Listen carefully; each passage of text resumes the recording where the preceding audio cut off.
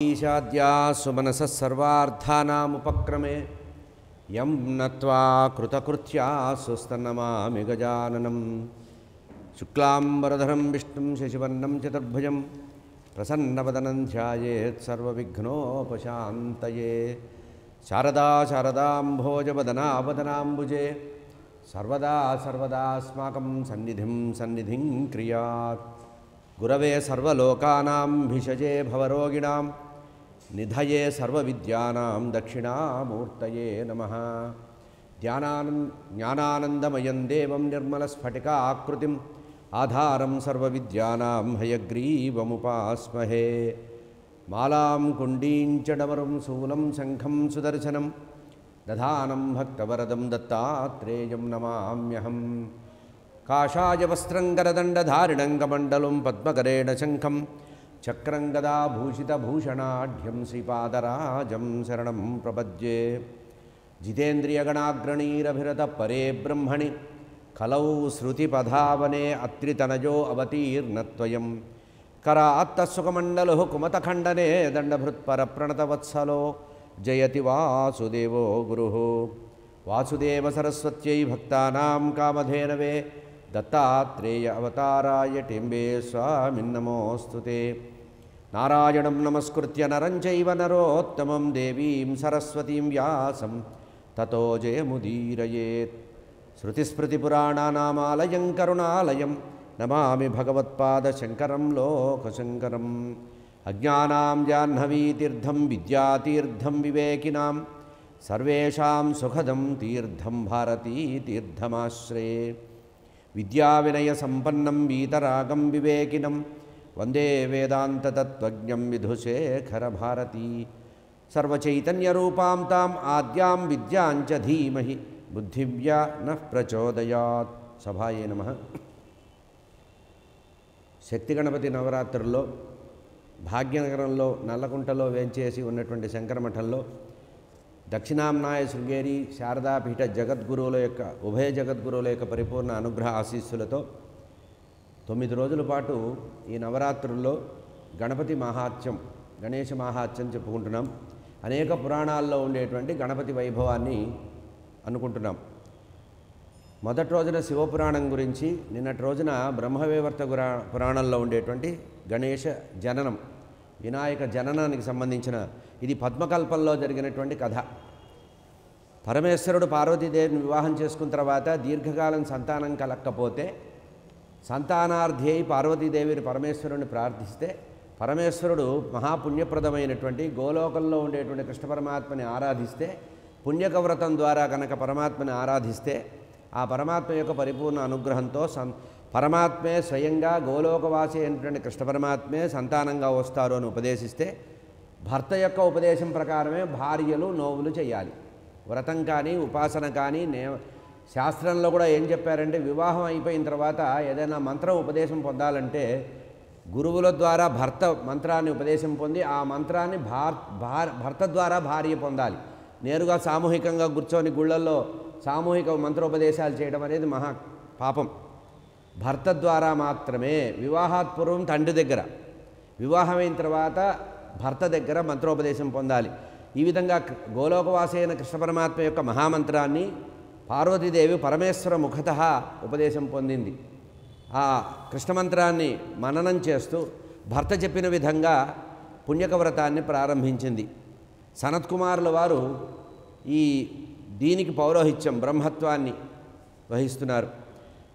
వ్రతం ప్రారంభమయ్యే సందర్భంలో వైకుంఠం నుంచి లక్ష్మీపతి అయినటువంటి శ్రీ మహావిష్ణువు వస్తే సుపుణ్యక వ్రతం సారం సతీ సంతానహేతవే సౌభాగ్య స్వామి సౌభాగ్య బీజంచ పత్నీచే కర్తుమిర్హతి.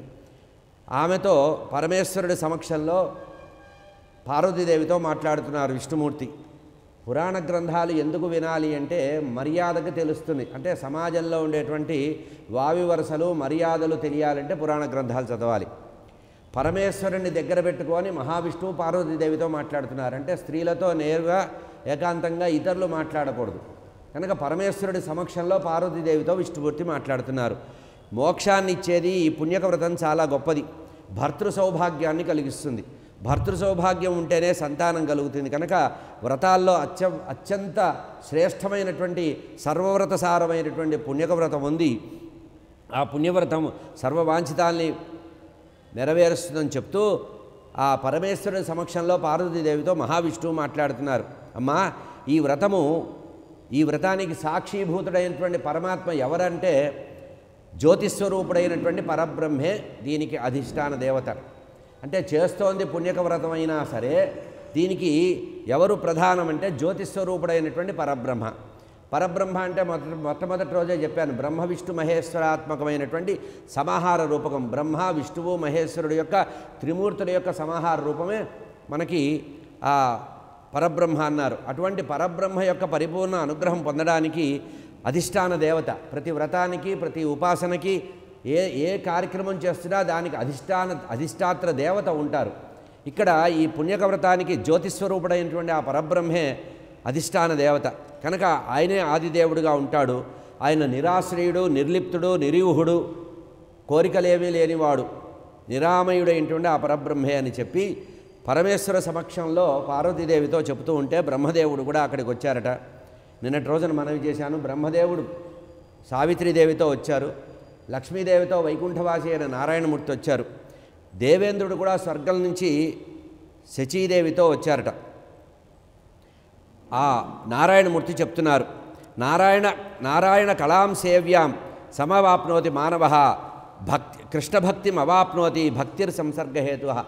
పూర్వజన్మజన్మాంతర కొన్ని వేల జన్మల పుణ్యం ఉంటే తప్పించి గోలోకనివాసైన కృష్ణ పరమాత్మ మీద భక్తి నిలబడదట.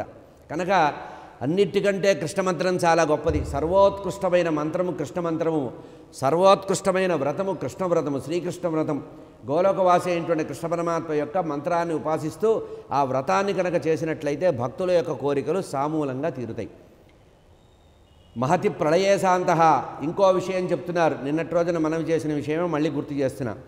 మహాప్రళయం వచ్చి అన్ని లోకాలు మునిగిపోయినప్పటికి కూడా, అంటే బ్రహ్మాండము, భూలోకము, సత్యలోకము, వైకుంఠము, కైలాసము అన్ని లోకాలు మునిగిపోయినప్పటికి కూడా మహాప్రళయ కాలంలో కూడా సర్వజీవులు నశించినప్పటికి కూడా కృష్ణ భక్తులు నశించరట. ఎందుకంటే కృష్ణ పరమాత్మ యొక్క భక్తులు గోలోకంలో ఉంటారట. అన్ని లోకాలు బ్రహ్మాండంలో జలమయం అయిపోయి మహాప్రళయం వచ్చినప్పటికి కూడా కృష్ణ పరమాత్మ యొక్క సేవకులైనటువంటి కృష్ణ భక్తులు గోలోకంలో సుఖంగా ఉంటారట. కనుక ఇది కృష్ణ పరమాత్మ యొక్క మహిమ అని చెబుతూ, దుర్గాదేవిని సేవించాలంటే కృష్ణ పరమాత్మ అనుగ్రహం కావాలట. కృష్ణ పరమాత్మ అనుగ్రహం పొందాలంటే దుర్గాదేవి అనుగ్రహం ఉండాలట. దీనికి ప్రమాణం భాగవతంలో దశమస్కంధంలో కృష్ణ పరమాత్మ మధురానగరంలో చెరసాలలో జన్మిస్తే అమ్మవారు మాయాదేవిగా నందగోకులంలో యశోదాదేవికి జన్మించింది. ఆమె యశోదాదేవి నందనిగా పుత్రికగా జన్మిస్తే పరమాత్మ దేవకీ నందనుడుగా జన్మించాడు. ఈ కారణం ఏంటంటే వాళ్ళిద్దరు ఒకటే. సర్వమంగళ మాంగళ్యే శివే సర్వార్థ సాధికే శరణ్యే త్రయంబకే గౌరీ నారాయణి నమోస్తుతే. దుర్గాదేవినే నారాయణి అని పిలుస్తారు, ఆమెనే వైష్ణవి అనేటువంటి పేరుతో కూడా పిలుస్తారు. కనుక శివపురాణంలో చెప్పిన మాట మళ్ళీ మళ్ళీ గుర్తు చేస్తున్నాను. ఇంతమంది దేవతలు ఉన్నప్పటికీ కూడా ప్రధాన దేవతలు ఇద్దరే, ప్రకృతి పురుషులు. ప్రకృతే పరబ్రహ్మ అయినటువంటి సాంబ సదాశివుడు, ప్రకృతే పార్వతీదేవి, పురుషుడే పరమేశ్వరుడు. గోలోకవాసి అయినటువంటి కృష్ణుడే పురుషుడు, రాధాదేవే అమ్మవారు ప్రకృతి. కనుక ఈ రకంగా కృష్ణ భక్తులు కావాలంటే ఈ రకంగా దుర్గాదేవి అనుగ్రహం ఉండాలి. త్యక్వాదేహిం పితరుజ్ఞే. ఎందుకంటే ఈ దుర్గాదేవి ఎంత గొప్పదంటే నారాయణమూర్తి స్తోత్రం చేస్తున్నారు, వైకుంఠ నారాయణమూర్తి అమ్మవారిని. సతీదేవిగా జన్మించి ఈమె ఇప్పుడు పార్వతీదేవిగా ఉన్నాయి. ఈమె సతీదేవిగా జన్మించి దక్షయజ్ఞంలో భర్తకు అవమానం జరిగినప్పుడు శరీరాన్ని వదిలింది. మామూలుగా ఇప్పుడు లోకల్లో ఎట్లా తయారైందంటే భర్తను ఎవరన్నా తిడుతుంటే మీకేం తెలుసు మా ఆయన గురించి అని ఇంకో 2 తిట్లు కలిపి తిడతారు. ఇది కలియుగ పద్ధతి. కానీ ఇక్కడ పార్వతీదేవి, సతీదేవిగా ఉన్నటువంటి పార్వతీదేవి తండ్రి అయినటువంటి తన్ని కన్నటువంటి దక్ష ప్రజాపతి తన భర్తను నిందిస్తే ఆ తండ్రిని నిందించి దాక్షాయిణి అని నీ పేరుతో నా పేరు కలిసింది కనుక ఈ శరీరాన్ని వదిలేస్తున్నానంది. ఎందుకంటే నా భర్త ఎప్పుడు నన్ను ఏమని పిలుస్తాడు, దాక్షాయిణి అని పిలుస్తాడు. కనుక నేను మళ్ళీ ఇంత అవమానాన్ని ఇక్కడ చూసి, నా భర్తకు జరిగిన అవమానాన్ని చూసి మళ్ళీ కైలాసానికి వెళితే దాక్షాయిని వచ్చావా అని అడుగుతాడు. తుచ్చమైన నీ పేరు, శివనింద చేసిన నీ పేరుతో కలిపి నా పేరు రావడం నా జీవితానికి ఇష్టం లేదు కనుక ఈ శరీరాన్ని వదిలి ఇంకొక శరీరాన్ని పొందుతానంది. ఇది భర్త కోసం సంబంధించినటువంటి మహా పతివ్రత ధర్మం. కరోతు పుణ్యకం సాధ్వి, ఇన్ని మాటలు చెప్పి ఆ పార్వతీదేవితో విష్ణుమూర్తి చెప్తున్నాడు, కరోతు పుణ్యకం సాధ్వి సువ్రత సువ్రతం శివ. మహాపవిత్రమైనటువంటి పుణ్యక వ్రతాన్ని ఓ శివ, శివ అంటే అమ్మవారు, శివ అంటే దీర్ఘం ఉంటే అమ్మవారు, దీర్ఘం లేకపోతే శంకరుడు అని ఈ విధంగా చెబుతూ, నువ్వు కనుక ఈ వ్రతాన్ని పుణ్యక వ్రతాన్ని చేసినట్లయితే గోలోకవాస అయిన కృష్ణ పరమాత్మ సంతోషపడతాడు. ఈ వ్రతము పతివ్రతలు మాత్రమే చేయగలరు. భర్త మీద పూర్తిగా నమ్మకం ఉండి భర్త యొక్క గొప్పతనాన్ని తెలుసుకున్న వాళ్ళు మాత్రమే చేయగలరు. ఇట్లా ఎవరైతే ప్రేమతో, భక్తి విశ్వాసాలతో, నమ్మకంతో అతి కష్టమైన సంవత్సరం పాటు చేసేటువంటి పుణ్యక వ్రతాన్ని ఎవరైతే ఆచరిస్తారో వాళ్ళకి గోలోకవాసి అయిన కృష్ణ పరమాత్మే గణేశుడిగా పుడతాడు. కనుక నువ్వు చేయబోయేటువంటి వ్రతానికి ఫలితం కూడా చెప్తున్నానమ్మా అని విష్ణుమూర్తి చెప్తున్నారు. నువ్వు కనుక ఈ పుణ్యక వ్రతాన్ని సంవత్సరం పూర్తి చేసినట్లయితే గోలోకవాసి అయిన కృష్ణ పరమాత్మ నీకు కుమారుడుగా గణేశుడి పేరుతో పుడతాడు. అతన్ని స్మరించినంత మాత్రాన సర్వ విఘ్నాలు కూడా లోకంలో తొలగిపోతాయి. కనుక విఘ్నహరుడు, విఘ్న వినాశకుడు ఆయన, అటువంటిని పూజించాలి. యస్య స్మరణమాత్రేన విఘ్ననాశో భవద్ధ్రువం. కేవలము గణేశుణ్ణి ఒకసారి గం గణపతయే నమః అని ఒక్క మాట అని మనం స్మరించి భగవంతుడిని స్మరించి గనక కార్యాలు మొదలు పెడితే విఘ్ననాశో భవేత్, సర్వ విఘ్నాలు కూడా తొలగిపోతాయిట. జగతాం హేతునాశేన విఘ్న నిఘ్నాధిపో భుభు. లోకాలన్నింటినీ కూడా రక్షించాలని చెప్పి పరబ్రహ్మ ఆ గోలోకవాసి అయిన కృష్ణ పరమాత్మే భూమి మీద గణేశుడు అనేటువంటి పేరుతో పుట్టాడు. ఇతను భవిష్యత్తులో ఏకదంతుడవుతాడు, గజముఖుడవుతాడు, ఏకదంతుడవుతాడని భవిష్యత్తు కూడా చెప్పేశారు. ఎందుకు? శని యొక్క వక్రదృష్టి పడ్డం వల్ల ఆ గణపతి యొక్క పార్వతీనందనుడి యొక్క పుణ్యక వ్రత ఫలం వల్ల వచ్చినటువంటి ఆ శిశువు యొక్క శిరస్సు తెగిపడుతుంది. ఆ తర్వాత ఆయన గజముఖుడు అవుతాడు. ఆ తర్వాత ఇంకో కథ చెప్పారు, పరశురాముడి యొక్క గండ్రగొడ్డలి తగిలి వారి యొక్క ఒక దంతం ఊడిపోతుంది కనుక ఏకదంతుడు అవుతాడు. గజముఖుడు ఏకదంతుడు అవడానికి కారణం ఇది. దేవతలందరూ కూడా, దేవతలు కూడా ఈయన్ని పూజిస్తారట. సర్వదేవతలు కూడా పూజస్య సర్వదేవానాం ఆత్మకం జగతాం విభు సర్వాగ్రే పూజనం తస్య భవితా మద్వరేణ వై. పూజాసు సర్వదేవానాం అగ్రే, దేవతలందరికంటే అగ్రపూజ పొందుతాట ఈయన. మామూలు విషయం కాదు. ఈ పరబ్రహ్మ గణపతిని దేవతలు కూడా పూజిస్తారట విఘ్నాలు పోవడానికి. ఆదౌ పూజ్యో గణాధిప అన్నారు కదా, ఆ విషయాన్ని చెప్తున్నారు. ఇక్కడే ఒక రహస్యం చెప్పారండి వ్యాస భగవానుడు బ్రహ్మవైవర్త పురాణంలో. ఇప్పుడు మనం చెప్పుకుంటున్న కథ కూడా బ్రహ్మవైవర్త పురాణంలో కథ. బ్రహ్మవైవర్త పురాణంలో చెప్పిన మాటనే శంకర భగవత్పాదులు వారు పంచాయతన పూజా విధానాన్ని చేశారు. పంచాయతన పూజా విధానాన్ని ప్రారంభించిందే శంకరాచార్యుల వారు. దీనికి పురాణ ప్రసిద్ధమైన ఘట్టం ఇక్కడ ఉంది.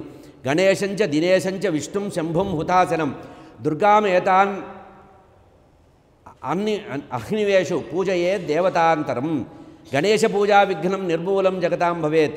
నిజంగా యథార్థంగా ప్రతి వాళ్ళు పూజించవలసింది 6 దేవతలనేట. 6 ప్రధానమైన దేవతలు ఉన్నారు. మీకు ఇంతమంది దేవతలు ఉన్నారు, ముక్కోటి దేవతలు ఉన్నారు, విమర్శించే వాళ్ళకి ఈ శ్లోకం చెప్పాలి. ప్రధానమైన దేవతలు 6 ఈ ప్రధానమైన 6 దేవతల్ని పూజించకపోతే ఇతర దేవతలు పలకరట. మనం పిలిచినా మొత్తుకున్నా ఇతర దేవతలు పలకరు. మనం కొత్త కొత్త దేవుళ్ళని సృష్టించుకోవాలి, వాళ్ళ చుట్టూ తిరుగుతున్నాం. కానీ ఇక్కడ పురాణ ప్రశస్తిగా వ్యాస భగవానుడు చెప్పిన మాట ఏంటంటే, పురాణంలో చెప్పినట్టుగా 6 ప్రధాన దేవతలు. ఎవరు వారు? గణేశం గణపతి, దినేశం సూర్యభగవానుడు, విష్ణుం శాలగ్రామ రూపంలో ఉండే విష్ణువు, ఆ తర్వాత శంభుం లింగాకారంలో ఉండే శంకరుడు, ఆ తర్వాత హుతాసన అగ్నిదేవుడు. కనుక మనకు ప్రధానమైన దేవతలు 6. ఈ 6 దేవతల నుంచే ఇతర దేవతల్ని మనం కల్పించుకోవాలి. అంతేకాకుండా 6వ దేవత ఎవరు? దుర్గాదేవిట. గణేశం, దినేశం, విష్ణుం, శంభుం, హుతాసనం, దుర్గాం 6 దేవతలు. ఈ 6 దేవతలనే ప్రధాన దేవతలుగా పూజించాలి. కనుక గణపతి, సూర్యుడు, విష్ణుమూర్తి, శంకరుడు, దుర్గాదేవి వీటిని కలిపి పంచాయతనం అంటాం. మరి 6వ దేవత ఎక్కడుందయ్యా అంటే, మనం పూజ ప్రారంభించేటప్పుడు దీపం వెలిగిస్తాం చూసారా, అదే అగ్నిదేవుడు.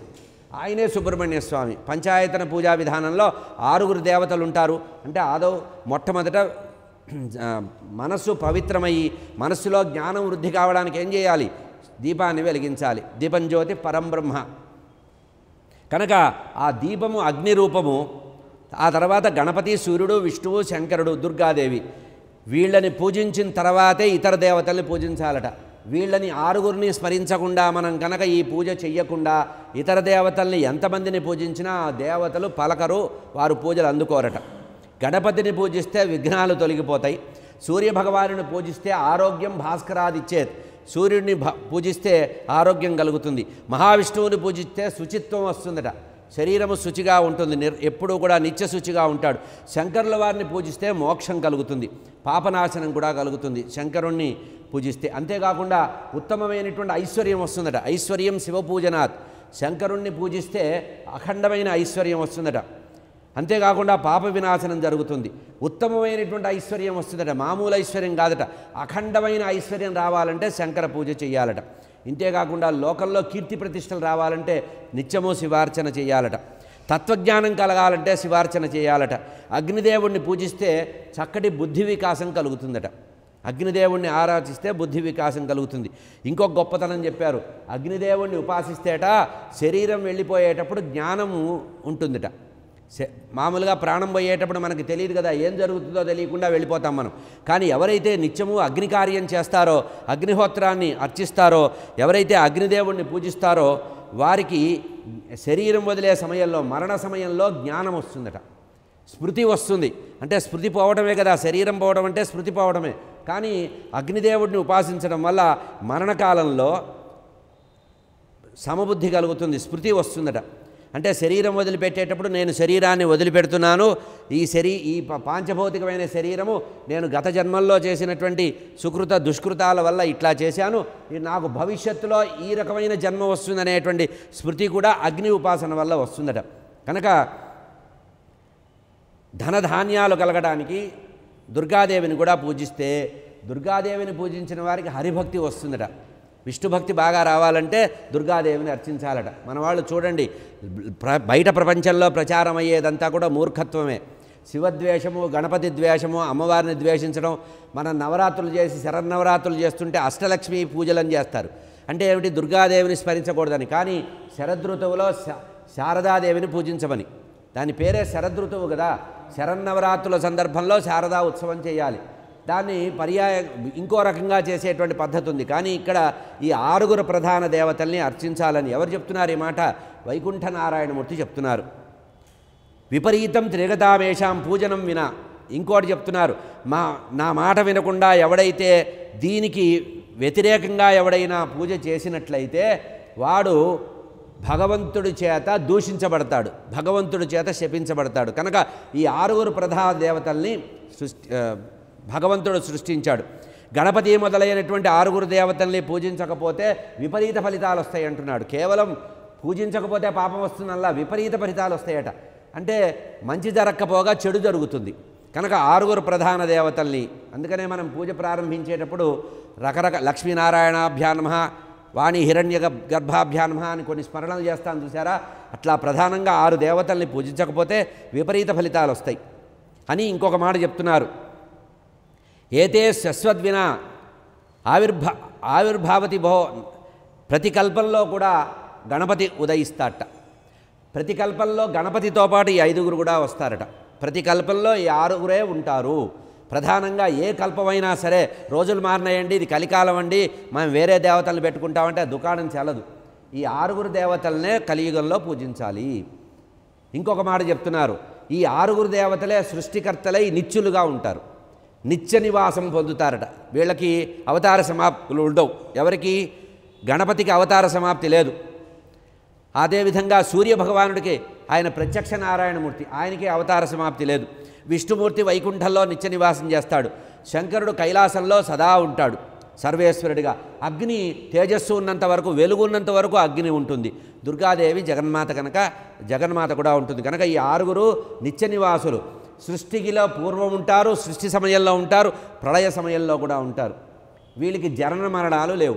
వీళ్ళు పుట్టడం అనేది ఏదో మన లాంఛనాగా వినాయక చవితి శివరాత్రి అని చేస్తాం, కానీ యథార్థంగా వీళ్ళు ఎప్పుడూ ఉండేవాళ్లే.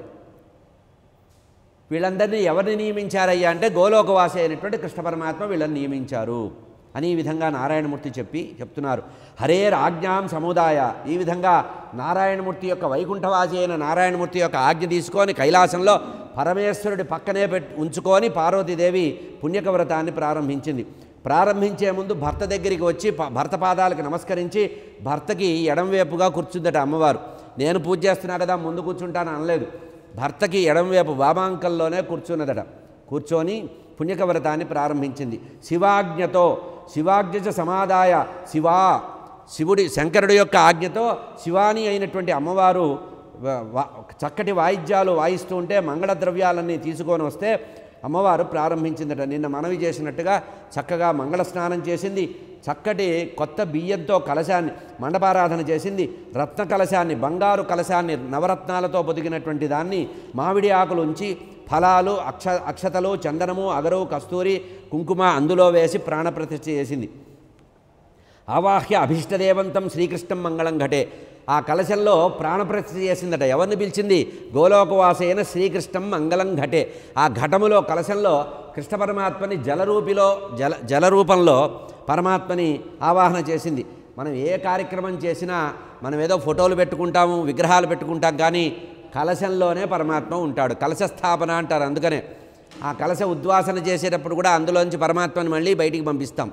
కనుక ఆవాహ్యదేవి అభీష్టదేవత అయినటువంటి పుణ్యక వ్రతానికి ప్రధానమైనటువంటి దేవత అయినటువంటి ఆ కృష్ణ పరమాత్మ గోలోకవాసి అయిన కృష్ణ పరమాత్మని మంగళద్రవ్యాలతో ఆవాహన చేసి ప్రాణప్రతిష్ఠ చేసిందట. ఆ తర్వాత షోడశ ఉపచారాలు చేసింది. పుణ్యక వ్రతం చేయడానికి అందరూ కూడా ఆజ్ఞ ఇచ్చారట. దత్వా ద్రవ్యాన్ని సర్వాణి వేదమంత్రాన్ని సతి హోమం చకార. ఈ విధంగా పుణ్యక వ్రతంలో దానం చేయదగినటువంటి వస్తువులన్నీ దానం చేసిందట. ఎన్ని వస్తువులు దానం చేయాలో ప్రతి దానాన్ని కూడా వేద మంత్రపూర్వకంగా దానం చేసిందట. మంత్రపూర్వకంగా దానం చేసి తిలలు నెయ్యి ఇచ్చిందట. 3 లక్షల గోవుల్ని దానం చేసిందట పార్వతీదేవి. ఈ పుణ్యక వ్రత సందర్భంలో అతిథుల్ని గౌరవించిందట. వచ్చిన వాళ్ళందరినీ కూడా బ్రాహ్మణులందరికీ కూడా సొంతగా వడ్డించి అన్నపూర్ణాదేవి రూపంలో, అప్పటిదాకా దుర్గాదేవి ఆమె అన్నపూర్ణాదేవిగా మారి ఆమె భోజనం పెట్టిందట వచ్చిన వాళ్ళందరికీ. ఇట్లా 1 సంవత్సర కాలం నిత్యము కృష్ణ పరమాత్మ యొక్క ఆరాధనతో నిత్యము కలశంలో ఉండేటువంటి కృష్ణ పరమాత్మ గోలోకవాసి అయిన కృష్ణ పరమాత్మని పూజించిందట. ఇట్లా గడిపేటప్పటికీ 1 సంవత్సరం అయిపోయింది. పుణ్యక వ్రతానికి అవధి సంవత్సర కాలం పూర్తయిన తర్వాత వ్రత సమాప్తి దినం చివరిలో సనత్కుమారుల వారు, ఆ మొత్తం కార్యక్రమానికి యజమాని అయినటువంటి ఆ సనత్కుమారుల వారు, పురోహితుల వారు పార్వతీదేవితో అన్నారు, అమ్మా సువ్రతే చక్కటి పుణ్యక వ్రతం చేసినటువంటి నీవు మహ్యందేహిత్వం ప్రతి దక్షిణాం, నీ భర్తని నాకు దక్షిణగా ఇవ్వమ్మా అని అడిగింది. ఎవరు? ఈ సనత్కుమారుల వారు అడిగారు, నీ భర్తని పుణ్యక వ్రతంలో నాకు వాయనంగా దానంగా ఇవ్వు. ఎందుకంటే ఈ వ్రతము పూర్తి కావాలంటే ఇది జరగాలి, ఇది పూర్ణాహుతి. ఇది తద్వచనం శృత్వా విలప్య సురసుందరిం. పరమేశ్వరుడు పార్వతీదేవికి పుణ్యక వ్రతం చెప్పేటప్పుడు చివరి విషయం చెప్పలా, అన్నీ చెప్పాడు కానీ చివరి ఘట్టం చెప్పలా. సంవత్సర కాలం కాదు కృష్ణ పరమాత్మని కనుక ఆరాధించినట్లయితే, వివిధ దానాలు చేసినట్లయితే నీకు కృష్ణ పరమాత్మే సంతానంగా వస్తారన్నారు. వివిధ దానాలు అన్నారు, మొదలైనవి ఎట్సెట్రా అని చెప్తారే, అట్లా ఇత్యాదయ అని చెప్పాడు కానీ భర్తని దానం చేయమని చెప్పలా. ఈ ఒక్కసారి సనత్కుమారుల వారు ఈ మాట చెప్పేటప్పుడే అమ్మవారికి నోరు ఎండిపోయింది, మూర్ఛ వచ్చేసింది. భర్తని దానం చేయమంటాడేమిటి, అసలు భర్త ఉంటేనే కదా పిల్లల యొక్క అవసరం అని వెంటనే ఆమె చాలా బాధపడి ఇది తద్వచనం శృత్వా విలప్య సురసుందరి. దేవతలకంతా దేవమాత అయినటువంటి ఆ పార్వతీదేవి మూర్ఛపోయి ప్రార్థిస్తోంది. కొంచెం సేపు తర్వాత లేచి మూర్ఛ నుంచి తేరుకుందట. పార్వతీదేవిని పరమేశ్వరుడు ఓదార్చాడు. ఇది వ్రత నియమం, ఏం చేస్తారు కనుక నా ప్రాణసమురాలివి నువ్వు నన్ను దానం ఇవ్వు అని ఓర్చుకోమంటే, అప్పుడు భర్త చెప్తున్నాడు, మహాదేవుడు పార్వతీదేవితో బుజ్జగిచ్చి చెప్తున్నాడు, ఉత్తిష్ట భద్రే భద్రంతే భవిష్యత్తు నశంసేహ. నీకు దీనివల్ల ఏ ప్రమాదం ఏర్పడదు, నీకు శుభం జరగడానికే ఈ వ్రతం వచ్చింది. సాంప్రతం చేతనం కృత్వా, కొంచెం సావధాన మనస్సుతో చక్కగా సుస్థిరాలై మన వేదంలో చెప్పిన పద్ధతి ప్రకారం దానం చెయ్యాలి. వ్రతం చేసినప్పుడు వ్రతం యొక్క పూర్వ కర్మ అంతా కూడా చెయ్యాలి. కనుక దేవ సంబంధం పితృ సంబంధమైనటువంటి కార్యక్రమాల్లో దక్షిణ అనేది తప్పకుండా ఇవ్వాలి. ఇంత కార్యక్రమం చేసినందుకు ఆ సనత్కుమారుల వారికి వ్రత దక్షిణ ఇవ్వాలి. సంవత్సరం పాటు నీ కోసం రాత్రింబగళ్ళు నీకు షోడశోపచారాలు చేయడానికి మంత్రాలు చదివాడు. ఆయనకి వ్రత దక్షిణ రూపంలో నువ్వు దక్షిణ ఇవ్వాలి. దక్షిణ ఇవ్వకుండా కనుక కర్మ చేస్తే ఆ కర్మ ఫలం ఇవ్వదు. వెంటనే ఈ పరమేశ్వరుడు ఈ మాట మాట్లాడగానే నారాయణమూర్తి చెప్తున్నారు, రక్షస ధర్మం ధర్మిష్టే. అమ్మా, ధర్మాలకి నిలయం నువ్వే. ధర్మజ్ఞురాలివి, నీ కొత్తగా చెప్పదగిన లేదు కనుక చెప్పినట్టుగా స్వధర్మ పరిపాలన చేయవలసిందిగా నీ భర్తని దక్షిణగా ఇవ్వవలసింది. వెంటనే బ్రహ్మగారు అన్నారు, యస్యకేన నిమిత్తేన నా ధర్మం పరిరక్షతి ధర్మేణ స్టేజ ధర్మజ్ఞే తస్య కర్త వినశ్యతి. మానవుడు ఏ కారణం చేత అయితే తాను అనుష్ఠిస్తున్నటువంటి ధర్మంలో ధర్మం ప్రకారం ఏం చేయాలో అది చేయకపోతే, ధర్మరక్షణ చేసుకోకపోతే ధర్మ వినాశనం జరుగుతుందమ్మా. చేతులెత్తి నమస్కరిస్తున్నాను, నువ్వు చాలా పెద్దదానివి, నువ్వు పెద్ద ముత్తైదువి, నీకు మేము చెప్పదగింది కాదు. ధర్మదేవత మాట్లాడుతోంది. మాం రక్ష యత్నతః, అమ్మా ఇప్పుడు ఈ ధర్మదేవత నీ అధీనంలో ఉన్నాడు, నువ్వు కనుక ఇప్పుడు నన్ను రక్షించకపోతే లోకల్లో నాకు కీర్తి ప్రతిష్టలు ఉండవు, కనుక ధర్మరక్షణ చేయి తల్లి, రక్షణ చేయి. అప్పుడు దేవతలందరూ సామూహికంగా అన్నారు, ధర్మం రక్ష మహాసాధ్వి కురు పూర్ణం వ్రతం. అమ్మ సంవత్సరం నుంచి దీక్షతో వ్రతం చేశావు, నువ్వు పెట్టిన ఆహారం మధురమైన పదార్థాలు సంవత్సరం పూర్తిగా తిన్నాము, ఈ యజ్ఞఫలం నీకు వచ్చేసిన తర్వాత, వ్రతఫలం నీకు వచ్చిన తర్వాత మేము మా స్థానానికి వెళతాం, ఆలస్యం చేయకుండా వ్రతాన్ని పూర్తి చేయి తల్లి. ఆ తర్వాత అక్కడ ఉండేటువంటి ఋషులందరూ మాట్లాడుతున్నారు, కృత్వా సాధ్వి పూర్ణహోమం, అమ్మా పూర్ణాహుతి రూపకంగా ఉండేటువంటి బ్రాహ్మణ దక్షిణ ఇవ్వవలసింది అన్నారు. ఇంత చెప్పిన తర్వాత అమ్మవారు మౌనంగా ఉందిట, బాధపడుతోంది, రోధిస్తోంది. అప్పుడు సనత్కుమారుల వారు చెప్తున్నారు అమ్మవారితో, శివే శివం దేహి మహ్యం, అమ్మా పరమేశ్వరుని నాకు అర్పించు తల్లి, ఇది కర్మఫలం, కర్మఫలాన్ని వదిలిపెట్టకూడదు, ఎవరు కూడా కర్మఫలాన్ని వదిలిపెట్టకూడదు, కనుక నాకు ఇచ్చేసేయి, నీ భర్తని నాకు ఇవ్వు. కనుక పుణ్యకవ్రతం దక్షిణతో కానీ సమాప్తి కాదు, కనుక ఈ పుణ్యకవ్రతం పూర్తి కావాలంటే నువ్వు పతి దక్షిణని ఇవ్వవలసింది, నాకు ఇవ్వమంటే పార్వతీదేవి అంటోంది, కిం కర్మణాత్ మే దేవేశ, అయ్యా ఈ ఇంతమంది పెద్ద మనుషులు ఇక్కడ కూర్చొని ఇవ్వు ఇవ్వు అంటున్నారు, ఏమిటి ఇచ్చేది, ఏమన్నా వస్తువా, ధనంతో కొనుక్కొచ్చేది ఇచ్చేదా, ఇచ్చిన తర్వాత మళ్ళీ సంపాదించగలిగేదా, కాదు కదా. కనుక భర్తని రక్షించుకోవడానికి, భర్త ద్వారా సంతానం పొందడానికి ఇంత వ్రతం చేస్తుంటే భర్తనిమ్మంటే, భర్త వెళ్ళిపోయిన తర్వాత, భర్త ఎవరికో ఇచ్చేసిన తర్వాత సంతానం ఉంటే అంత, ఊడితే అంత. ఏదైనా ఒక చెట్టు పెరగాలంటే ఆకులకు నీళ్లు పోస్తే సరిపోతుందా, మూలానికి నీళ్లు పోయాలి కదా. కనుక మూలఛేదం చేయమంటున్నారు మీరు, మూలాన్ని తీసిచ్చేయమంటున్నారు, ఆకులు ఏం చేసుకోను, సంతానం ఏం చేసుకోను. కనుక లోకంలో నష్టే ధర్మే చ ధర్మిష్టే స్వామినా కింసుతే, భర్త దగ్గర లేకుండా సహధర్మచారి అంటారు కదా, భర్త దగ్గర లేకుండా సంతానంతో నాకేం పని.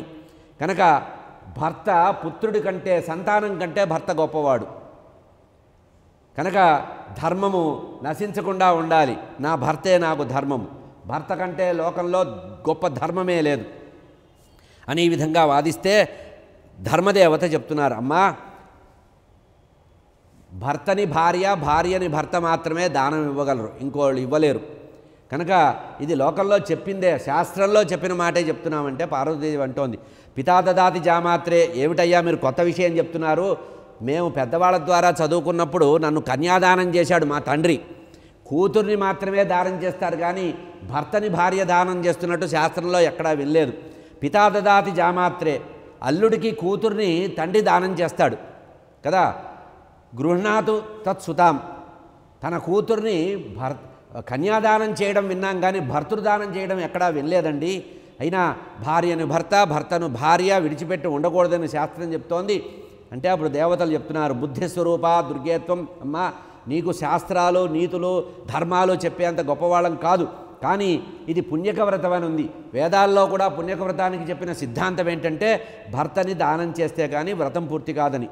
అప్పుడు పార్వతీదేవి అంటోంది, కేవలం వేదమాశ్రిత్య కక్కరోతి వినిర్ణయ, కేవలం వేదాన్ని ఆశ్రయించి వేదం చెప్పింది కదా అని చెప్తే ఎట్లానయ్యా, లోకంలో సంప్రదాయము సనాతనమైనటువంటి ధర్మం ఒకటి ఉంది కదా, మా ఆచారం ఇట్లా ఉందంటారు కదా, మా ఇంటి ఆచారం, మా దేశాచారం, మా ప్రాంతాచారం, మా భాషాచారం అంటారు కదా, కనుక ఇది ఎక్కడా వినని పరిస్థితి కదా. అంటే అప్పుడు బృహస్పతులు వారు చెప్తున్నారు, దేవగురు అయినటువంటి బృహస్పతి చెప్తున్నారు, అమ్మా పురుషుడు లేకుండా సృష్టి ఎట్లా జరగదో స్త్రీ లేకుండా కూడా సృష్టి అట్లా జరగదు తల్లి.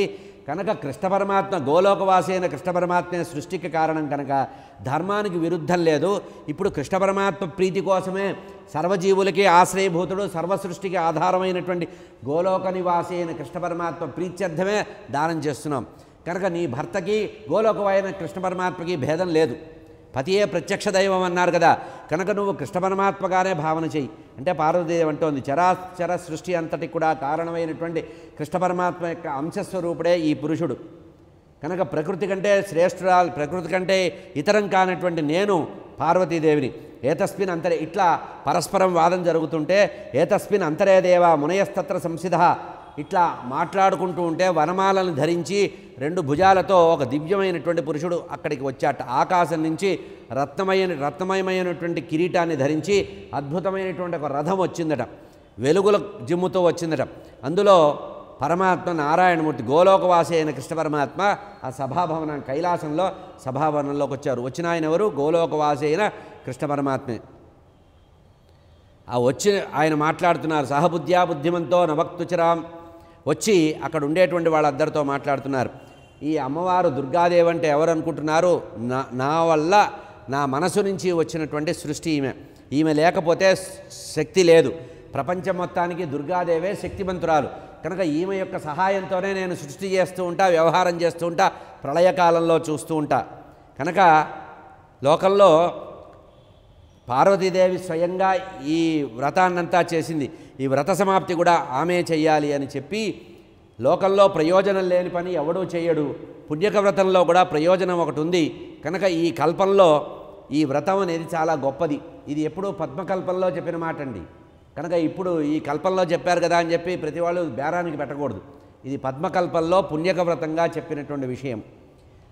గోలోకవాసి అయిన కృష్ణ పరమాత్మ అందరూ వింటూ ఉండగా చెప్తున్నారు. మట్టి లేకుండా కుండ ఎట్లా తయారవదో, బంగారం మూలలు లేకుండా ఆభరణాలు ఎట్లా తయారవవో, అట్లాగే శక్తి లేకుండా సర్వము ప్రపంచంలో ఏదీ చేయలేం. మూల ప్రకృతి ఈమె. కనుక ఈమె ప్రధాన దేవత. అయితే అహం గోకులనాథశ్చ వైకుంఠే ఇతరం, నేను గోకులంలో నివసించేటువంటి కృష్ణుణ్ణి. ఈ రూపాన్ని భావన చేస్తూ అమ్మవారు పుణ్యకవ్రతం చేసింది కనుక ఆ పుణ్యకవ్రతం యొక్క ఫలితాన్ని ఇవ్వడానికి నేను ఇప్పుడు వచ్చాను. జీవులందరూ కూడా నన్ను ఏ రూపంలో భావన చేస్తే ఆ రూపంలో నేను దర్శనమిస్తాను. వ్రతం పూర్ణం కురు శివే. కనుక పార్వతీదేవి అందరూ చూస్తూ ఉండగా వ్రతాన్ని పూర్తి చేయమ్మా. విష్ణుదేహ యథాగావో విష్ణుదేహస్తథా. భర్తని దానం చేయమన్నా కదా అని చెప్పి వెళ్ళిపోతాడని అనుకోవద్దు. పరమాత్మ యొక్క స్వరూపమే గోవుట, విష్ణుస్వరూపం. ఆవు విష్ణుస్వరూపంట, ఆ విష్ణువు శివస్వరూపం. కనుక ఇప్పుడు భర్తని నువ్వు దానం చేసేయి. ఆ దానానికి ప్రతిగా 1,00,000 గోవుల్ని దానం చేసేయి. 1,00,000 గోవుల్ని ఇచ్చేసి నీ భర్తను నువ్వు తిరిగి పొందు. కానీ మంత్రపూర్వకంగా పుణ్యక వ్రతంలో భర్తని దానం చేయవలసిందే. విష్ణుదేవో యథాగావో విష్ణుదేహస్తథా శివ. గోవుల యొక్క శరీరంలో విష్ణుమూర్తి ఉంటాడు. విష్ణుమూర్తే గోరూపంలో ఉంటాడు. ఆ విష్ణుమూర్తే శివరూపంలో ఉంటాడు. కనుక శివాయ విష్ణురూపాయ భేదం లేదు. కనుక ద్విజాయదత్వా గోమూల్యం. ఈ పరమేశ్వరుడికి సరిపోయేటువంటి మూల్యాన్ని గృహాణ స్వామినం శుభే. యజ్ఞపత్రి అయినటువంటి అతనికి సనత్కుమారుల వారికి అతనికి యజ్ఞరూపకంగా దక్షిణ రూపకంగా నువ్వు ఇచ్చేయి. యజ్ఞపత్నిని దక్షిణ అంటారు. యజ్ఞం చేసినప్పుడు యజ్ఞపత్ని దక్షిణగా ఉంటుందట. కనుక దక్షిణ రూపంలో ఇచ్చేసి తగిన మూల్యం చెల్లించి నువ్వు ఇచ్చేయి. గోవులు విష్ణుమూర్తి దేహంలో ఉంటాయి కనుక, గోవుల దేహంలో విష్ణుమూర్తి ఉంటాడు కనుక శివుడు విష్ణువు భేదం లేదు కనుక గోమూల్యాన్ని బ్రాహ్మణుడికి ఇచ్చి నీ భర్తని తిరిగి పొందవచ్చు. యజమాని యజ్ఞకర్మ చేయకుండా తప్పకూడదు.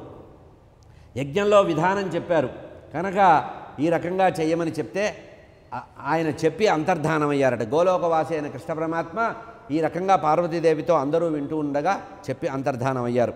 కృత్వా శివ పూర్ణహోమం సా శివం దక్షిణాదదౌ. ఈ విధంగా గోలోకవాసి అయిన కృష్ణ పరమాత్మ చెప్పినట్లుగా చెప్పిన పద్ధతి ప్రకారం ఆ అమ్మవారు వెంటనే ఆ శివ అంటే అమ్మవారు పరమేశ్వరుణ్ణి సనత్కుమారుల వారికి దానం ఇచ్చింది. మంత్రపూర్వకంగా వేదమంత్రాలతో దానం ఇచ్చేసింది. బ్రహ్మదేవుడి యొక్క కుమారుడు సనత్కుమారుల వారు చాలా ప్రేమతో ఆ ఇచ్చినటువంటి దక్షిణని స్వీకరించారు. సనత్కుమారుల వారు వెంటనే స్వీకరించారట. పార్వతీదేవి దానం ఇచ్చిన తర్వాత ఆ సనత్కుమారుల వారిని ప్రార్థిస్తోంది. గోమూల్యం మత్పతి సమితం వేదే నిరూపితం. స్వామి, ఓ సనత్కుమార, నా భర్తని నీకు దానంగా ఇచ్చా కదా, నా భర్తతో సమానమైనటువంటి గోవుల్ని 1,00,000 గోవుల్ని నీకు ఇస్తా. నా భర్తని నాకు దయచేయవయ్యా, నీకు పుణ్యం ఉంటుంది. ఎందుకంటే ఇప్పుడు ఈ శరీరంలో ఆత్మ లేదు, పాంచభౌతిక శరీరంగా నేనున్నా. కానీ నా ఆత్మ నీ దగ్గర ఉంది. నా ఆత్మను నాకు తిరిగివు. నువ్వు కోటి గోవులు కావాలా, 2 కోట్ల గోవులు కావాలా, ఇచ్చేస్తా అంటే సనత్కుమారుల వారు అంటున్నారు, ఏమ్మా ఏం మాట్లాడుతున్నావు? గవాం లక్షేణ తే దేవి ఫల్గుణా కిం ప్రయోజనం. నాకు అమూల్యమైన ఒక రత్నాన్ని ఇచ్చేసి చేతికి ఇప్పుడు ఈ రత్నం తీసుకుంటాను, దానం ఇస్తానంటావు. 1,00,000 గోవులు కాదు, 10 లక్షల గోవులైనా కూడా నువ్వు ఇచ్చిన దానం రూపంలో ఇచ్చినటువంటి మహేశ్వరుడితో సమానం లేదు. ప్రయోజనరహితమైనటువంటి ఇతర దానాల వల్ల నాకేమిటి? కర్మల చేత కర్మలు నాశనం కావు. కనుక ఒకసారి దానం ఇవ్వడమే నీ హక్కు. తీసుకున్న తర్వాత ఏం చెయ్యాలనేది నా ఇష్టం, నా అధీనంలో, నాకు మంత్రపూర్వకంగా సర్వ అధికారాలతో నాకు దానం చేశావు కనుక ఈ ఇచ్చిన దానాన్ని నా ఇష్టం వచ్చిన చోట నేను వాడుకుంటా. కనుక ఇప్పుడు అందరూ చూస్తూ ఉండగా, సమస్తమైనటువంటి దేవతలు చూస్తూ ఉండగా, ఈ శంకరుణ్ణి దిగంబరుణ్ణి చేసి, ఆయన దిగంబరాయ విద్మహే కదా, దిగంబరుణ్ణి చేసి పిల్లలు, పెద్దవాళ్ళు, మగవాళ్ళు, ఆడవాళ్ళు అందరూ చూస్తూ నవ్వుతూ ఉండేటట్లుగా ముల్లోకాలు తిప్పి తీసుకొస్తా, చూస్తూ ఉండు. నువ్వు నాకు దానం ఇచ్చావుగా. ఇత్యుక్త్వా బ్రహ్మణపుత్రో గ్రహీత్వా శంకరం మునే. ఈ విధంగా శంకర్ల వారిని చేయి పట్టుకున్నట్ట సనత్ కుమారులు, హక్కుదారు కదా, యజమానిగా ఉండి చేయి పట్టుకొని ఆయన్ని తీసుకెళ్తున్నట్ట. పార్వతీదేవి గుండెలు బాదుకొని బాధపడుతోంది. ఏతస్మిన్ అంతరే దేవా పార్వతీ సహితస్తథ సద్యో దదృశు ఆకారే తేజసాం నికరమ్ర. ఈ విధంగా ఎప్పుడైతే పార్వతీదేవి చేత దానం తీసుకున్నటువంటి ఆ సనత్కుమారులు వారు పరమేశ్వరుని చేయి పట్టుకొని ఇతర లోకాలకు తీసుకెళ్తూ వెళదామని ప్రయత్నం చేస్తే ఆకాశం నుంచి అశరీరవాణి మాట్లాడిందట. కోటి సూర్య తేజస్సుతో వెలుగొందేటువంటి ఆ కైలాస అగ్రభాగంలో కనపడిందట, ఒక తేజస్సు కనపడిందట. అందరూ కూడా, దేవతలందరూ కూడా నోరు తెరుచుకొని చూస్తున్నారు, ఏమిటా ఈ శబ్దమని. విష్ణుమూర్తి చెప్తున్నారు, బ్రహ్మాండాని చ సర్వాణి ఎల్లోక మనిషే. ఈ బ్రహ్మాండమంతా కూడా మహావిరాట్ స్వరూపంగా ఉంది.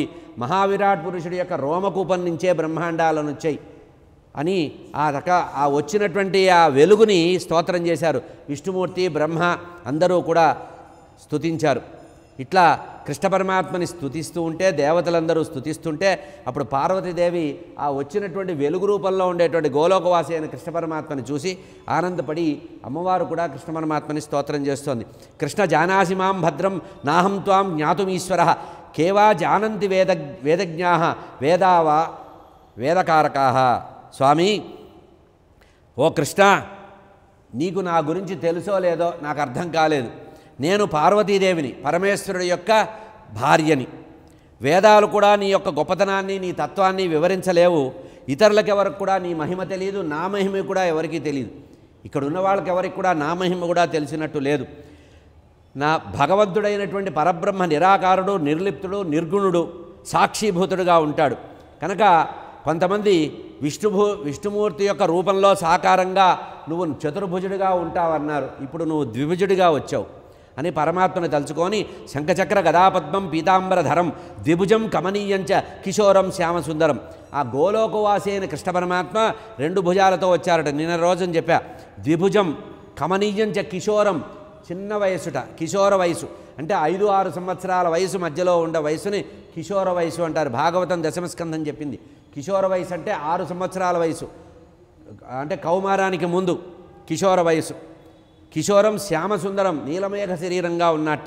శాంతం గోపాంగనాకాంతం రత్నభూషణ భూషితం ఏవం తేజస్వి భక్తానాం సేవితం తత్తేజో బిభ్రతాం దేవానాం తేజసాం పురా అని పరమాత్మని నీ తేజస్సు ధరించే దేవతలందరూ కూడా, బ్రహ్మాది దేవతలందరూ కూడా వెలుగొందుతున్నారు. ఈ తేజోమయమూర్తి అయినటువంటి నీవు నన్ను అనుగ్రహించమని ప్రార్థించింది. ఆ తర్వాత పరమాత్మ అనుగ్రహం ఇచ్చారట. ఇంతసేపు మాట్లాడిన తర్వాత ఆ తేజస్సులో ఉండేటువంటి పరమాత్మ మాట్లాడుతున్నారు. భారతే పార్వతీ స్తోత్రం యశృణోతి ఈ స్తోత్రం గోలోకవాసి అయిన కృష్ణ పరమాత్మని పార్వతీదేవి చేసిన స్తోత్రం ఉందండి బ్రహ్మవేత్త పురాణంలో. ఈ స్తోత్రాన్ని కనుక ఎవరైతే నియమనిష్టలతో వింటారో, నిత్యము పారాయణ చేస్తారో, వంశోద్ధారకుడైన పుత్ర సంతానం కలుగుతుందట. అమ్మవారు చేసినటువంటి, పార్వతీదేవి చేసినటువంటి గోలోకవాసి అయిన కృష్ణ పరమాత్మ యొక్క స్తోత్రాన్ని చదివినా విన్నా కూడా ఫలితం వస్తుందన్నారు. భక్తితో సంవత్సర కాలం కనుక భగవంతుడిని ఆరాధిస్తే కృష్ణ పరమాత్మే సంతానంగా వస్తారు అని అందరూ చెప్పారు. ఆ తర్వాత నారాయణమూర్తి నారదుల వారితో చెప్తున్నారు, పార్వత్యా స్తవనం శ్రుత్వా శ్రీకృష్ణ కరుణానిధి. ఈ విధంగా పార్వతీదేవి అదృశ్య రూపంలో ఉండేటువంటి గోలోకవాసి అయిన కృష్ణ పరమాత్మని స్తోత్రం చేయగానే ఆ పరమాత్మ సాకారంగా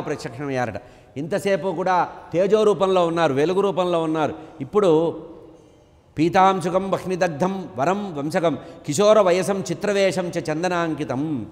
పరమాత్మ అమ్మవారికి దర్శనమిస్తున్నారు. ఎట్లా ఉన్నారట పరమాత్మ? మెడలో వనమాల ఉందిట, ఒక తేజపుంజం ఉందిట, శ్యామసుందరుట్ట, రత్నాలంకార శోభితమైనటువంటి హారాలతో ఉన్నాడు, బాలరూపంలో ఉన్నాడు, కిశోర వయసులో, చిత్రవేషధరుడుట, ఎవరూ ఊహించినటువంటిది. చందన చర్చిత గాత్రుడంటే ఒంటి నిండా గంధాన్ని పూసుకొని ఉన్నట్ట, శరత్కాల చంద్రుడిలాగా వెలుగొందుతున్నట్ట పరమాత్మ. అతని ముఖము పెదవుల మీద చిరునవ్వు ఉందిట. ఇది గోలోకవాసి అయిన కృష్ణ పరమాత్మ యొక్క రూపం. శిరస్సు మీద నెమలిపించ ఉందిట, గోపస్త్రీల చేత పరివృతుడై ఉన్నట్ట, చుట్టూ గోపిక ఉన్నారట, కోటి మన్మథ లావణ్య సుందరుడిగా ఉన్నట్ట. ఉండడానికి పిల్లవాడే కానీ మన్మధుడిగా ఉన్నట్ట, మన్మధుడికే మన్మధుడిలాగా ఉన్నట్ట ఆయన. ఈ రూపాన్ని పార్వతీదేవి చూసి పుత్రభావాన్ని పొందిందట. ఆ కృష్ణ పరమాత్మలో పుత్రభావాన్ని కలిగిందట, మనసులో పుత్రభావం పెట్టుకుందట. ఆ పుత్రభావాన్ని చూసి అనుకుందట, ఇటువంటి కుమారుడు నాకు కలిగితే బాగుండని. ఈ మాటని ఆ గోలోకవాసి అయిన కృష్ణ పరమాత్మ ఎదురుగా నిలబడి భావగ్రాహి జనార్దన అన్నారు. మనం భగవంతుడి దగ్గర పెద్దగా వరాలు చిట్టీలు రాసి పెట్టక్కల్లా, మన మనసులో ఏ భావం ఉంటే ఆ భావాన్ని పరమాత్మ గ్రహిస్తాడు. భావగ్రాహి జనార్దన వరం దత్వా వరేశస్తు యద్యన్ మనసి వాంఛితం. నువ్వు మనసులో ఏదైతే గాఢంగా కోరుకున్నావో నీ మనోవాంఛను నేను తీరుస్తా. దత్వా అభీష్టం సురభ్యే అంతరధీయత. ఈ మాట చెప్పి, అమ్మా పార్వతి, నువ్వు సంవత్సర కాలం చేసిన పుణ్యవ్రతానికి ఫలితంగా ఇప్పుడు ప్రత్యక్షమయ్యాను, నీవు కోరుకున్న కోరికని అతి తొందర కాలంలో తీరుస్తానని చెప్పి అక్కడి నుంచి అంతర్ధానమయ్యారట పరమాత్మ. వెంటనే దేవతలందరూ చెప్పారట, అయ్యా నీవేం చేసుకుంటావో, అమ్మవారి యొక్క అనుగ్రహానికి పాత్రుడు కావాలంటే వెంటనే స్వామిని ఇచ్చేయమని. అప్పుడు దిగంబరుడుగా ఉండేటువంటి పరమేశ్వరుణ్ణి, సాంబ సదాశివుణ్ణి అమ్మవారికి అప్పచెప్పాట సనత్కుమారుల వారు. పాణిగ్రహణం చేసి వెళ్ళిపోయారు. బ్రాహ్మణే భ్యోదదౌ దుర్గా. ఆ తర్వాత యజ్ఞం పూర్తయింది, పుణ్యక వ్రతం పూర్తయినట్టుగా భావన చేస్తూ, భర్త పక్కన లేని వ్రతం పూర్తి చేయకూడదు కనుక వ్రత ఉద్యాపన చేసుకుంటోంది అమ్మవారు. భర్త పక్కకు వచ్చిన తర్వాత అప్పుడు పార్వతీదేవి పుణ్యక వ్రత పూర్తి చేస్తూ బ్రాహ్మణులందరికీ కూడా రత్నదానాలు చేసిందట. వచ్చినటువంటి భిక్షుకులు, సాధువులు, బ్రాహ్మణులు, వేదపురుషులు అందరికీ కూడా, సర్వజీవులకు కూడా భోజనాలు పెట్టిందిట, దానాలు ఇస్తూ వచ్చింది. ఆ తర్వాత భర్తతో కూర్చుందిట, చక్కటి రత్నమయమైన సింహాసనంలో కూర్చుంది. దేవతలందరూ కూడా దుందుబులు వాయించారు, నాట్యాలు చేశారట అందరూ కూడా. ఈ విధంగా పుణ్యవ్రతాన్ని పూర్తి చేసుకుంది అమ్మవారు. ఆ తర్వాత వచ్చినటువంటి బంధువులందరూ కూడా, వచ్చిన అతిథులందరూ కూడా ఎవరి లోకాలకు వాళ్ళు వెళ్ళిపోయారట. వెళ్ళిపోయిన తర్వాత స్వామి సంవత్సర కాలం బ్రహ్మచర్య దీక్షతో ఉండేటువంటి అమ్మవారిని తీసుకొని అంతఃపుర మందిరంలో అంతర్మందిరంలోకి వెళ్ళిపోయాట. ఆయన మందిరంలోకి వెళ్ళిపోయాడు. ఎందుకంటే వ్రతం పూర్తయింది కదా. కైలాస పర్వతంలో చందన వనం ఉందిట, అంటే గంధము చెట్ల తోట. ఆయనేమి దిగంబరుడు బూడిద పూసుకొని ఉన్నాడు అనుకోకూడదు. కైలాసాన్ని వర్ణించారు, మనం సమయం లేక వర్ణించలా. కైలాసం చాలా అందమైనటువంటిదట. ప్రపంచంలో సృష్టి మొత్తంలో ఎక్కడా దొరకని అన్ని రకాల పూలు పండ్లు అక్కడ దొరుకుతాయట, అన్ని రకాల సువాసనలు అక్కడ ఉంటాయట. చందనవనం ఒకటి ఉందిట కైలాసంలో. కైలాస పర్వతంలో ఒక పక్కన చందనవనం ఉంటే అక్కడ చక్కగా చందన వృక్షాలు, రకరకాల పుష్పాలు ఉన్నాయట, వాయు పరిమళాలు ఉన్నాయట. అటువంటి తుమ్మెద ఝంకారాలు చేస్తున్న సందర్భంలో గండుకోయిలలు కూస్తూ ఉంటే ఆ ప్రదేశంలో రహస్య ప్రాంతంలో పరమాత్మ రత్నముల చేత నిర్మించబడ్డటువంటి ఒక మంచము మీద నిద్రించారట పార్వతీదేవితో. రత్నమయమైనటువంటి మంచం మీద. ఇది ఎక్కడ కనబడుతుంది? ఈ వర్ణన ఎక్కడ కనబడుతుంది అంటే మణిద్వీప వర్ణనలో కనబడుతుంది. మంచం మీద కూర్చున్నారని. ఎవరు? అమ్మవారు సాంబ సదా మహేశ్వరుడితో అక్కడ కూర్చున్నారు. అట్లా రత్నమయమైన మంచం మీద హాయిగా అనేకమైనటువంటి పానుపులు వేసినటువంటి శయ్య మీద పార్వతీదేవితో సుఖంగా ఉన్నారట. ఇట్లా ఉంటూ ఉండగా స్వామి అక్కడ అమ్మవారితో ఏకాంతంగా విధాయ విప్రరూపం తజగామ రథేగృహం. ఆ కైలాస పర్వతానికి అమ్మవారితో పాటు ఉన్నటువంటి అంతఃపుర ద్వారం దగ్గర ఒక వృద్ధ బ్రాహ్మణుడు వచ్చాట. చాలా ముసలివాట, బక్క చిక్కి ఉన్నట్ట, పేగులన్నీ అంటుకుపోయి ఉన్నట్ట. ఒక వృద్ధ రూపంలో, విధాయ విప్రరూపం, వృద్ధ బ్రాహ్మణ రూపంలో ఆ ద్వారం దగ్గర నిలబడ్డాట. జడావంతం వినాతైలం కుచేలం భిక్షుకం. చిరిగిపోయినటువంటి మాసిపోయిన బట్టలతో, నెత్తి మీద నూనె లేకుండా జడలు కట్టి ఉన్నదట. అటువంటి బహుకాకుల స్వరం, గొంతు కూడా స్పష్టంగా లేదుట, బొంగురు పోయిన గొంతుట. తృష్ణయా దప్పిక అవుతోంది, ఆకలితో బాధపడుతూ వచ్చాట. పరమేశ్వరుడు ఆ సమయంలో బయట పిలిచి పెద్దగా పిలిచాట. తైల సంస్కారం లేకుండా జడలు ఉండి చినిగిపోయిన వస్త్రాలు కట్టుకొని ఒంటి నిండా మురికిగా ఉన్నటువంటి కృషించిన శరీరంతో ఉజ్వలమైనటువంటి తిలకాన్ని ధరించి దుర్బలుడిగా ఉండి ఒక చేతిలో ఒక కర్ర పట్టుకొని ఉన్నట్ట, నడవలేక ఆ ద్వారం దగ్గర నిలబడి మహాదేవుణ్ణి యాచించాట. ఏమని? ఆ అంతఃపుర శయన మందిరానికి బయట నిలబడి అన్నం పెట్టండి అయ్యా, ఆకలి అవుతోందన్నట్ట వృద్ధ బ్రాహ్మణుడు వచ్చి. బ్రాహ్మణ ఉవాచ కిం కరోషి మహాదేవ రక్ష మాం శరణాంగతః. అయ్యా ఆకలి కోసం వచ్చాను స్వామి మీ దగ్గరికి. సప్తరాత్ర ప్రతీది 7 రోజుల నుంచి నేను ఉపవాస వ్రతం చేస్తున్నాను, 7 రోజుల నుంచి భోజనం లేదు. సప్తరాత్రి ప్రతీతేతే కిం కరోషి మహాదేవ. అయ్యా మహాదేవ ఆకలవుతోంది, భవతీ భిక్షాందేహి అన్నాడు. పారణాకాంక్షణం, 7 రోజులు ఉపవాసం ఉన్నాను, ఆకలి బాగా అయిపోతోంది, దాహం అవుతోంది, ఇప్పుడు పారణం చేయాలంటే ఒక్క పొద్దు వదలాలి. 7 రోజుల ఉపవాసాన్ని వదలటువంటి సమయం వచ్చింది. క్షుధా పీడితం, బాగా ఆకలి అవుతోంది. కిం కరోషి మహాదేవ హే తాత కరుణానిధే, నీ దగ్గరకు వస్తే భోజనం దొరుకుతుందని చెప్పారయ్యా. ఇంతకుముందే అమ్మవారు నీ ధర్మపత్ని లక్షల మందికి భోజనాలు పెట్టిందని చెప్పి మధురమైన పదార్థాలతో బాగా భూరి భోజనాలు పెట్టిందని విని వచ్చాము, నాకు ఆకలి అవుతోంది. మాతృత్తిష్టమే అన్నం. అమ్మా అయ్యవారు వినిపించుకోవటం లేదు. తల్లి నువ్వన్నా అన్నం పెట్టు తల్లి అన్నపూర్ణ. మాతృత్తిష్ట, లే తల్లి లే, నాకు అన్నం కావాలి, నీళ్లు కావాలి. ఇది కాకుస్వరం, మూలుగుగా చెప్పాట. కాకుస్వరం అంటే మూలుగుగా, అంటే మాట్లాడే ఓపిక కూడా లేదు ఆయనకి. ఈ రకంగా 7 రోజుల నుంచి ఉపవాసం ఉన్నానని ఉచ్ఛ్వైస్వరంలో చెబితే ఆ మహాదేవుడు పరిగెత్తుకుంటూ వచ్చాడు బయటికి. భక్తపరాధీనుడు బోళాశంకరుడు కదా, బయటకు వచ్చేశాడు. ఏం కావాలి నాయనా అంటే, దదర్శ బ్రాహ్మణం దీనం జరయా పరిపీడితం. ఆకలితో డొక్కలు ఎంటుకుపోయినటువంటి పేగులన్నీ బయటపడుతున్నటువంటి, నరాలు కనబడుతున్నటువంటి, శుష్కించినటువంటి ఆ వృద్ధ బ్రాహ్మణుని చూసి ఆ స్వామి దీనుడై వృద్ధుడిగా ఉన్నటువంటి అతన్ని చూసి బాధపడ్డాట. అయ్యయ్యో ఏమిటి ఇతని పరిస్థితి అని శంకరుల వారు మాట్లాడుతున్నారు. ఆ వచ్చిన బ్రాహ్మణుడితో, గృహంతే కుత్ర విప్రర్షే వద వేద విదాంబర కిం నామ భవత క్షిప్రం జ్ఞాతుమిచ్చామి సాంప్రతం. ఓ బ్రాహ్మణోత్తమ, వేదాలు చదివినట్టుగా ఉన్నావు, నీ తేజస్సు చూస్తే. ఇంతకీ తమరి పేరేంటి, ఎక్కడి నుంచి వచ్చారు, తమ గోత్రం ఏమిటి, మీరు వచ్చినటువంటి పని ఏమిటి, హఠాత్తుగా వచ్చారు అంటే. ఇంతట్లో పార్వతీదేవి ఈ మాట వింటూ ఎవరో అతిథి వచ్చారని ఆమె కూడా వేగంగా వచ్చిందట. ఆ వచ్చి బ్రాహ్మణుడితో మాట్లాడుతోంది. ఆగతోసి కుతో విప్ర మమ భాగ్యాత్ ఉపస్థిత. సంవత్సర కాలంగా 1000 మంది 1,00,000 మంది బ్రాహ్మణోత్తములకి భోజనం పెడితే కలగని తృప్తి ఈరోజు నీకు భోజనం పెట్టాలనే కోరిక నీ మొహం చూస్తే కలుగుతోంది నాకు. నిన్ను చూడగానే ఎందుకో నాకు ఆహారం పెట్టాలి. మహాభాగా ఉపస్థిత, నా అదృష్టం కొద్దీ వచ్చావయ్యాను. అతిథి పూజదేయతన త్రిజగర్తేన పూజితం. ఇక్కడే చెప్తున్నారు, అభ్యాగత స్వయం విష్ణు. మన ఇంటికి మధ్యాహ్న సమయంలో ఎవరైనా ఇంటికి వస్తే ఆ వ్యక్తి ఎవరైనా సరే విష్ణుమూర్తితో సమానమే. అభ్యాగత స్వయం విష్ణు. చెప్పపెట్టకుండా, మనం కోరకుండా, మనం ఆహ్వానించకుండా, అనుకోకుండా వచ్చిన అతిథి అంటే అదే అర్థం. తిదివార నక్షత్రాల పట్టింపు లేకుండా అనుకోకుండా వచ్చేవారు. నా అదృష్టం వల్ల ఇంటికి వచ్చావు. ఇంటికి వచ్చినటువంటి బ్రాహ్మణుడు అతిథిగా వచ్చి రావడం, మధ్యాహ్న సమయంలో అతిథిగా ఇంటికి రావడం, భోజనానికి రావడం అనేది జన్మజన్మల పుణ్యం ఉంటే కానీ రారు. ఏదో పూర్వజన్మార్జితమైన. అతిథిని గౌరవించకపోతే పితృదేవతల ఆరాధన నెరవేరదుట. మనం కనుక మధ్యాహ్న సమయంలో ఇంటికి ఆకలికొని వచ్చినటువంటి అతిథికి భోజనం పెట్టకపోతే మనం ఇచ్చే నిత్యము పితృతర్పణాన్ని పితృదేవతలు తీసుకోరట. శ్రాద్ధాలు పెడితే శ్రాద్ధాలు స్వీకరించరట ఎవరు? పితృదేవతలు. ఎందుకంటే అతిథిని నువ్వు అగౌరవపరిచావు గనక, అతిథికి భోజనం పెట్టలేదు కనుక నీ సమస్తమైన పుణ్యాలు వెళ్ళిపోతాయని చెప్పి ఆ అతిథి తిరిగి వెళ్ళిపోతూ ఈ మాట అనుకుంటాట, ఇతని పుణ్యమంతా నేను తీసుకొని వెళ్ళిపోతున్నానని. ఎవరైతే మధ్యాహ్న సమయంలో భోజన సమయంలో ఇంటికి వస్తారో అతనికి మనం ఆదరించి భోజనం పెట్టకపోతే మన పుణ్యాన్ని అతను తీసుకొని తన పాపాన్ని మన ఇంట్లో వదిలి వెళ్తాట. ఇది అతిథికి సంబంధించిన విషయం. కనుక ఏ అతిథి అయితే ఇంట్లో సేవ చేయించుకోకుండా వెళ్ళిపోతాడో సమస్తమైన పాపాలని వదిలి వెళ్తాడు. కనుక చాలా మహాపాపము అంటే బ్రాహ్మణోత్తముడు చెప్తున్నాడు. వ్యాధియుక్తో నిరాహారో యదా వానప్రతి.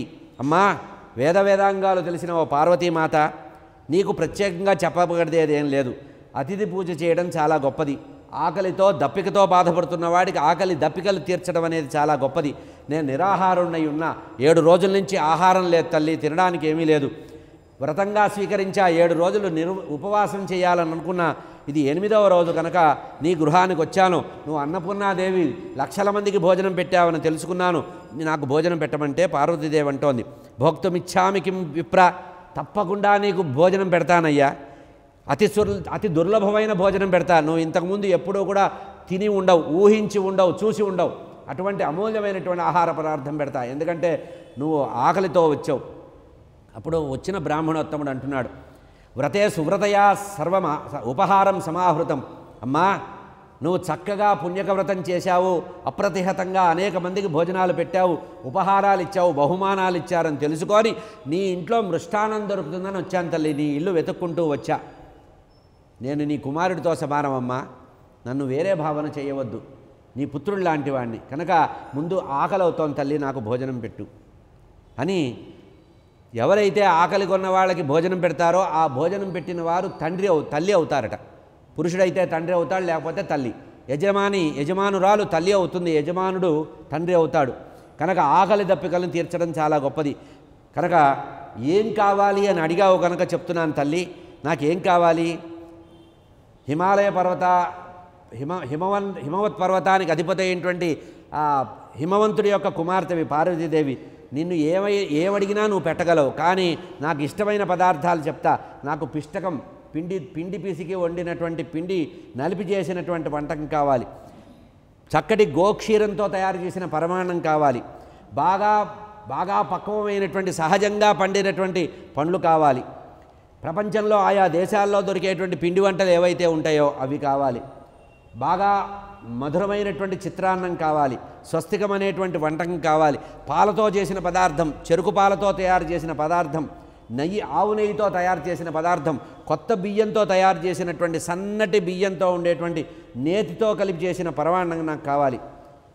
బెల్లంతో తయారు చేసినటువంటి మధుర పదార్థాలు, భక్ష్యాలు కావాలమ్మా. కర్పూరాది సుగంధ ద్రవ్యాలతో కూడిన తాంబూలం నాకు కావాలి. నీ ఇష్టం తల్లి, ఏమిచ్చినా తీసుకుంటాను అన్నాడు. స్వామితే అని ఈ మాట అనేటప్పటికీ ఆ బ్రాహ్మణోత్తముడిని అమ్మవారు అంటోంది, ముల్లోకాలకి కారణభూతుడైనటువంటి ఏ పరబ్రహ్మ అయితే ఉన్నాడో ఆ పరబ్రహ్మ ఈరోజు నా ఇంటికి అతిథి రూపంలో వచ్చారు.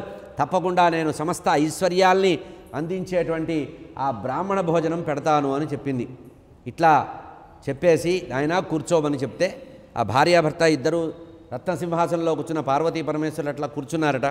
ఆ తర్వాత పరమాత్మ త్రికోటి జన్మాంతరే ప్రాప్నోతి జన్మం మానవం ఆయన చెప్పాట. ఎన్నో జన్మలు ఎత్తితే కానీ మానవ జన్మ రాదుట. ఆ మానవ జన్మలు కూడా కొన్ని కోట్ల జన్మలు ఎత్తిన తర్వాత శివభక్తుడు అవుతాట, ఆ తర్వాత కృష్ణ భక్తుడు అవుతాట. కనుక జన్మజన్మాంతర పుణ్యం ఉంటే కానీ ఇది జరగదని. తస్మాన్ నారాయణే భక్తిం మమాంబికే సదా. ఆ వచ్చినటువంటి వ్యక్తి వృద్ధుడు చెప్తున్నాడు, కృష్ణ భక్తి చాలా గొప్పదమ్మా. నువ్వు కనుక నాకు ఈరోజు అతిథి మర్యాద చేసినట్లయితే నీకు ప్రతి కల్పంలో కూడా కృష్ణ పరమాత్మ నీకు సంతానంగా వస్తాడు. ప్రతి కల్పం, ఒక కల్పం కాదు, ప్రతి కల్పంలో కూడా నీకు కృష్ణ పరమాత్మే గణపతిగా వస్తాడంటే గణపతి కృష్ణస్వరూపుడు, కృష్ణుడే గణపతిగా మనకు కనబడుతున్నారు. అందుకనే శుక్లాంబరధరం విష్ణుం అనే మనం స్తోత్రం చేసే కారణం. ఇట్లా చెబుతూ అంతర్ధానం అయ్యాట. ఎవరు? ఆ వృద్ధ రూపంలో అమ్మవారి లోపల వంట చేయడానికి వెళ్ళింది. పదార్థాలని తయారు చేసి విస్తరి వడ్డించడానికి ఏర్పాటు చేద్దామని వెళ్ళిందట. వెళ్ళేటప్పటికీ ఆ వృద్ధ రూపంలో ఉండే గోలోకవాసి అయిన కృష్ణ పరమాత్మ అంతర్ధానమయ్యి ఎక్కడికో వెళ్ళలేదట. కృత్వా అంతర్ధానమీశం బాలరూపం విధాయచ. వెంటనే పసిపిల్లివాడి రూపంలో తయారై వీళ్ళ శయన మందిరంలో మంచం మీద పడుకున్నట్టు వెళ్ళి. ఇంతకుముందు వీళ్ళిద్దరూ కూడా పార్వతీ పరమేశ్వరులు ఏ శయన మందిరంలో అయితే పడుకున్నారో ఆ చందనవనంలో అంతఃపురంలో ఆ శయన మందిరంలో పడుకున్నట్ట. పార్వతీ తల్పం స్పష్టంగా చెప్పారు. పార్వతీదేవి నిద్రించినటువంటి తల్పం మీద మందిర అభ్యంతర స్థిత లోపల అంతఃపురంలో పడుకున్నారట. తల్పస్థే శివ ఎక్కడైతే అంతకుముందు పార్వతీదేవితో పాటు పరమేశ్వరుడు ఉండి తన యొక్క తేజస్సును అక్కడ నిక్షిప్తం చేశాడో ఆ తేజస్సులో తాను లయమయ్యాట. బాలరూపంలో ఉండేటువంటి పరబ్రహ్మ. దదర్శ గేహర శిఖరం ప్రసూతే బాలకేమది. చివరికి అంతవరకు శయన మందిరంగా ఉన్నది కాస్త ఇప్పుడు అది పురిటి గదిగా మారిందట. పురిటి గదిగా మార్చేశాడు పరమాత్మ. వృద్ధ బాల రూపంలో ఉండేటువంటి ఆ విధంగా మారిపోయాడు. కోటి చంద్ర ప్రకాశంగా వెలుగొందుతున్నాడు. చక్కటి చెక్కిళ్ళు కలిగి ఉన్నాయట. ఎంతో అందంగా ఉన్నాడు. అమ్మవారు వంటంతా తయారైన తర్వాత వచ్చిన అతిథి కాళ్ళు చేతులు కడుక్కోమని చెప్పడానికి బయటకు వచ్చిందట. చూసేటప్పటికీ హరౌ తిరోహ సర్వాణి దుర్గాం శంకరస్తదా బ్రాహ్మణానేశ్వరం కృత్వ. అయ్యా ఇక్కడే ఉండాలి ముసలాయన ఎక్కడికి వెళ్ళాడు కనబట్టలేదు, ఏదో కాళ్ళు చేతులు కడుక్కోవడానికో జపాన్కో సంధ్యావందనంకో వెళ్ళుంటాడు, వెతుక్కురమ్మందిట. శంకర్ల వారు త్రిశూలం పట్టుకొని ఆ వచ్చిన అతిథిని వెతకడానికి బయలుదేరాడు. అన్ని చోట్ల వెతుకుతున్నాడు, కైలాసంలో తానే స్వయంగా వెతుకుతున్నాడు. అంటే అతిథి మర్యాద ఇంకోళ్ళతో చేయించకూడదు, యజమానే చేయాలి. అక్కడ నందీశ్వరుడు భృంగీశ్వరుడు ప్రమదగణాలు అన్నీ ఉన్నా స్వామే చేస్తున్నాడు ఈ కార్యాలన్నీ. చూడండి, వెళ్ళి వెతికాట. ఎంత వెతికినా ఆయన కనపడలేదుట. అయ్యయ్యో, అతిథి పూజ చేయకుండా అతిథికి భోజనం పెట్టకుండా పంపించేసామే, మనకు పాపం వస్తుంది. ఇట్లా పాపం వచ్చిన వాళ్ళకి తర్పణాలు చెప్తున్నారు ఇక్కడ వ్యాస భగవానుడు చెప్తున్నారు. ఇందాక చెప్పినట్టుగా పితరస్తు పిండదానం న తర్పణం న స్వీకృయాత్. ఎవరైతే అతిథి మర్యాద చేయరో, అతిథికి భోజనం పెట్టకుండా పంపించేస్తారో, ఆ వారు ఇచ్చేటువంటి ఆహుతులు కానీ హవ్యకవ్యాలు కానీ స్వీకరించరు. ఏం చెయ్యాలి? యస్య స్మరణమాత్రేన సర్వవిఘ్నో వినశ్యతి. ఈ విధంగా ఉంటే అశరీరవాణి మాట్లాడిందిట. ఆకాశంలో అశరీరవాణి మాట్లాడిందిట. ఎందుకమ్మా బాధపడతావు? ఇంతకుముందు నీ ఇంటికి వచ్చినటువంటి వ్యక్తి ఎవరో కాదు, గోలోకవాసి అయిన కృష్ణ పరమాత్మే. ఎందుకు నువ్వు బాధపడతావు? నువ్వు మీ ఇంట్లోకి వెళ్ళు. ఆ వచ్చిన ముసలాయన ఎక్కడికి అంతర్ధానం కాలేదు, నీ శయన మందిరంలో పుత్రుడిగా నీకు కలిగాడు, ఆ పసిపిల్లవాడిని చూసుకో. త్రస్తా శృత్వా వాణి, అశరీరవాణి మాటలు విని అమ్మవారు పరిగెత్తుకుంటూ లోపలికి వెళ్ళిందట శయన మందిరంలోకి. జగామ స్వాలయం సతీ. ఆ పార్వతీదేవి చూసి దదర్శ బాలం పర్యంకే శయానం సుస్మితం. ఆ పిల్లవాడు కాలి బొటని వేలు నోట్లో పెట్టుకొని అమ్మవారిని చూసి నవ్వుతున్నట్ట. అమ్మవారిని చూసి చిలిపిగా నవ్వుతున్నట్ట. సస్మితం పశ్యంతం గేహశిఖరం శరశ్చంద్ర ప్రభం. కోటి చంద్రులు ఒకేసారిగా ఉన్నట్టుగా కాంతిగా వెలుగొందుతున్నటువంటి ఆ పరమాత్మని చూసి అమ్మవారు చాలా ఆశ్చర్యపోయిందిట. అప్పుడు వెంటనే ఆ పిల్లవాడు, అంతవరకు నవ్వుతున్న పిల్లవాడు కాస్త ఉమేతి శబ్దం కుర్వంతి రుదంతం, పాలు కావాలన్నట్టుగా ఉమాని ఏడ్చాట. అమ్మవారిని పిల్లలు ఏడ్చినప్పుడు ఆ శబ్దాన్ని భావన చేస్తే పసిపిల్లల యొక్క భావనలో ఉమా శబ్దం ఉంటుందట. మనం ఆ శబ్దాన్ని అర్థం చేసుకోం. అంటే పిల్లలు భగవంతుడి యొక్క స్వరూపం అంటారు కదా, ఉమాని శబ్దం చేశాట ఆ శిశువు. రుదంతం పెద్ద పెట్టుని ఏడవడం మొదలుపెట్టాట. ఎందుకు? తల్లి దగ్గర పాలు తాగాలని. అమ్మవారు ఆశ్చర్యపోయింది. వెంటనే పిల్లవాడిని దగ్గరికి తీసుకుంది, మళ్ళీ మంచం మీద పడుకోబెట్టింది. వెంటనే భర్త గుర్తొచ్చాడు. ఈ మొత్తం ఫలానికి కారణం భర్తే కనుక అతన్ని స్మరించింది. గృహమాగత్య సర్వస్వం తపసాం ఫలదాయక కల్పే కల్పే ధ్యాయసి యం తం పశ్య ఆగత్య మందిరం. యుగయుగాలు ఏ పరమాత్మ అయితే అవతరిస్తారన్నారో ఆ పరబ్రహ్మ గోలోకవాసైన కృష్ణ పరమాత్మ మనం చేసినటువంటి పుణ్యకవ్రత ఫలంగా మన ఇంట్లో సంతానంగా కలిగారు. శీఘ్రం పుత్రముఖత. ఒక్కసారి వచ్చి పిల్లవాడి ముఖం చూడవయ్యా, నీకే అర్థమవుతుందంటే శంకరుడు కూడా వేగంగా త్రిశూలం పక్కకు బారేసి వచ్చేసాట. ఆ పిల్లవాడిని ఒళ్ళో తీసుకున్నట్ట, ముద్దు పెట్టుకున్నట్ట. పరమాత్మ శిశువుల్ని ప్రేమించినటువంటి పరిస్థితి ఎప్పుడూ కూడా మనం గమనించాల. పార్వత్యా వచనం శృత్వా శివ సంపృష్టమానస దదర్శతల్పే స్వస్థం. ఆ పురిటి మంచం మీద ఉన్నటువంటి పరబ్రహ్మని గణపతిని చూసి అమ్మవారు ఆనందపడింది, శంకర్ల వారు కూడా ఆనందపడ్డారట. ఈ విధంగా సంతోషంతో అమ్మవారు ఆనందపడిపోయింది. పార్వతీదేవితో పాటు పరిపూర్ణుడిగా ఉన్నట్ట. ఆ పిల్లవాడిని చూసి పరమేశ్వరుడు అంటున్నాడు, పూర్ణవేవ సనాతనం. నువ్వు పిల్లవాడివి కాదయ్యా, పసిపిల్లవాడిగా కనబడుతున్నావు, సనాతనుడివి. ఆదిమధ్యాంతరహితుడైనటువంటి నీవు సర్వకాల సర్వావస్థల్లో యథా మనోదరిద్ర్య, దరిద్రంతో కొట్టుబిట్టాడేటువంటి వాడికి ధనధాన్య రాశి వస్తే ఎంత సంతోషం కలుగుతుందో, నాకు దరిద్రుడికి ధన సంపద వచ్చినట్టుగా ఈరోజు నీ వల్ల తృప్తి కలిగిందని పార్వతీదేవి సమక్షంలో పరమేశ్వరుడు ఆ పిల్లవాడితో అంటున్నాడు. ఆనందం కలిగిందట. ఒళ్ళో కూర్చోబెట్టుకున్నాడు. పార్వతీదేవి ఒళ్ళో కొంతసేపు కూర్చోబెట్టుకొని భర్తకి ఇచ్చిందట. పరమాత్మ కూడా ఆ పిల్లవాడిని పూజ చేస్తున్నాడు. అప్పుడు ఆ ఆనందంతో ముద్దాడుతున్నాడు. నారాయణ ఉవాచ. ఇతనికి నారద యోగిందుల వారికి నారాయణమూర్తి చెప్తున్నారండి. తౌ దంపతి బహిర్గత్వ. ఇట్లా చూసి వెంటనే ఆ పిల్లవాడిని తీసుకొని బయటకు వచ్చారట. పిల్లవాడిని తీసుకొని బయటకు వచ్చారు. అదే సమయానికి ఆకాశం నుంచి దేవతలు వచ్చారు. ఎవరొచ్చారు? ధర్మదేవత, సూర్యశ్చ సూర్యభగవానుడు, ఇంద్రుడు, శక్రశ్చ, దేవాశ్చ ఇతర దేవతలు, మునయస్తథ గంధర్వ సర్వదా దేవ్యో దుర్దానం క్రమేపిచ. ఈ విధంగా ఆ పిల్లవాడిని చూడ్డానికి తారాగణమంతా వచ్చింది. తాతగారైనటువంటి హిమవంతుడు వచ్చాడు. అమ్మమ్మ అయినటువంటి మేనాదేవి వచ్చింది. లక్షల కొద్దీ కానుకలు తీసుకొని వచ్చారట. మహావిష్ణువు వచ్చాట. మహావిష్ణువు కౌస్తుభాన్ని ధరించి వైకుంఠాన్ని నుంచి వచ్చాడు. లక్ష్మీదేవి వెంట వచ్చిందట, బ్రహ్మగారి వెంట సరస్వతీదేవి వచ్చిందట, ధర్మదేవత, సూర్యుడు, ఇంద్రుడు, దేవతలు, దేవతా స్త్రీలు, గంధర్వులు, నానా పర్వతాలు వచ్చినాయట, అనేక రత్నరాసుల్ని పట్టుకొని వచ్చారట. అందరూ కూడా కోట్ల కొద్దీ బంగారు రాసులు కురిపించారట గణపతి పుట్టినప్పుడు. సరస్వతీదేవి గణపతి పుట్టిన కారణంగా మణులు వజ్రకవచంతో ఉండేటువంటి ఒక పెద్ద ఆభరణం తెచ్చిందట. ఒక్కొక్క దేవతలు ఒక్కొక్క రకంగా అతన్ని ఆశీర్వదించడం ప్రారంభించారు. మొట్టమొదటిగా విష్ణుమూర్తి ఆ బాలగణపతిని ఆశీర్వదిస్తున్నారు. శివేన తుల్యం జ్ఞానంచ పరమాయుష్య బాలక పరాక్రమే మయాతుల్యం సర్వ. ముందు విష్ణుమూర్తి ఆశీర్వదించాడు పిల్లవాడిని ఎత్తుకొని. శంకరుడితో సమానమైనటువంటి బలము, జ్ఞానము, ఐశ్వర్యం కలిగి ఉంటావు, నాతో సమానమైన పరాక్రమం కలిగి ఉంటుంది నీకు, కనుక నువ్వు నా సమానంగా మీ తండ్రి అయినటువంటి శంకరుడితో సమానంగా ఉంటావు. లోకంలో అందరి చేత కూడా సర్వసిద్ధులు కలగడానికి నిన్ను పూజిస్తారు. తర్వాత బ్రహ్మగారు అంటున్నారు, యశసాతే జగత్పూర్వం సర్వపూజ్యో భవాంచితం. ఇది మొదలు ఓ గణపతి, నిన్ను దేవతలందరూ కూడా సమస్తమైనటువంటి జీవులు కూడా మొట్టమొదటి నిన్నే పూజిస్తారు. ఆదౌ పూజ్యో గణాధిప. ఆ తర్వాత ధర్మదేవత అన్నది, అయ్యా నాలాగానే ధర్మ మార్గంలో ఉంటావు, గణపతిని ఉపాసించిన వారికి ధర్మ మార్గం ఉంటుందటండి. కనుక గణపతిలో ధర్మ మార్గం ఉంది. సర్వజ్ఞుడు అవుతావు, దయగలవాడి అవుతావు, హరిభక్తుడు అవుతావు.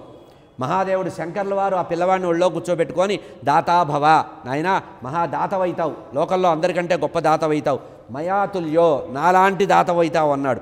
హరిభక్తశ్చ విష్ణుభక్తుడిగా అవుతావు, బుద్ధిమంతుడు అవుతావు, విద్యావంతుడు అవుతావు. ఆ తర్వాత లక్ష్మీదేవి వచ్చి ఒక మాట చెప్పిందండి. మామూలుగా మనకు ఉండేటువంటి గణపతి రూపాల్లో లక్ష్మీ గణపతిని ఉపాసిస్తాను చూసారా, లక్ష్మీ గణపతి అంటే ఆయన భార్య అని కాదు. ఇక్కడ శ్లోకంలో ప్రమాణం చెప్పారు. లక్ష్మీరువాచ మమ స్థితశ్చ గేహేతే దేహే భవతు శాశ్వతి. ఏ ఇంట్లో అయితే గణపతిని పూజ చేసి విగ్రహాన్ని ఉంచుతారో ఆ ఇంట్లో నీ రూపం నీలో నేను ఉంటాను అని. అంటే గణపతిని పూజించి నిత్యము గణపతికి ఒక గరికను సమర్పిస్తే, 2 గరికపోతలు సమర్పిస్తే వారు అనంతమైనటువంటి అఖండమైన ఐశ్వర్యవంతులు అవుతారు. కనుక లక్ష్మీ గణపతి అంటే ఇది, నేను నీ శరీరంలో ఉంటాను అంటే విడిగా లక్ష్మీదేవి ఉంటుందని కాదు, ఆయనలోనే లక్ష్మీదేవి ఉంటుంది. నువ్వు ఉన్న చోట శాశ్వతంగా నేను నివసిస్తాను. సరస్వతీదేవి చెప్పిందట, నిన్ను ఎవరైతే ఆరాధిస్తారో వారికి కవితాశక్తి వస్తుంది, వాక్శక్తి వస్తుంది, ధారణాశక్తి వస్తుంది, బుద్ధిశక్తి వస్తుందన్నారు. సావిత్రీదేవి అందట, ఎవరైతే గణపతిని ఉపాసిస్తారో వారికి వేదం బాగా వస్తుందన్నారు. ఆ తర్వాత తాతగారైనటువంటి హిమవంతుడు వచ్చాట, కృష్ణతుల్యోభవ, గోలోకవాసైన కృష్ణ పరమాత్మతో సమానంగా ఉంటావు అన్నది.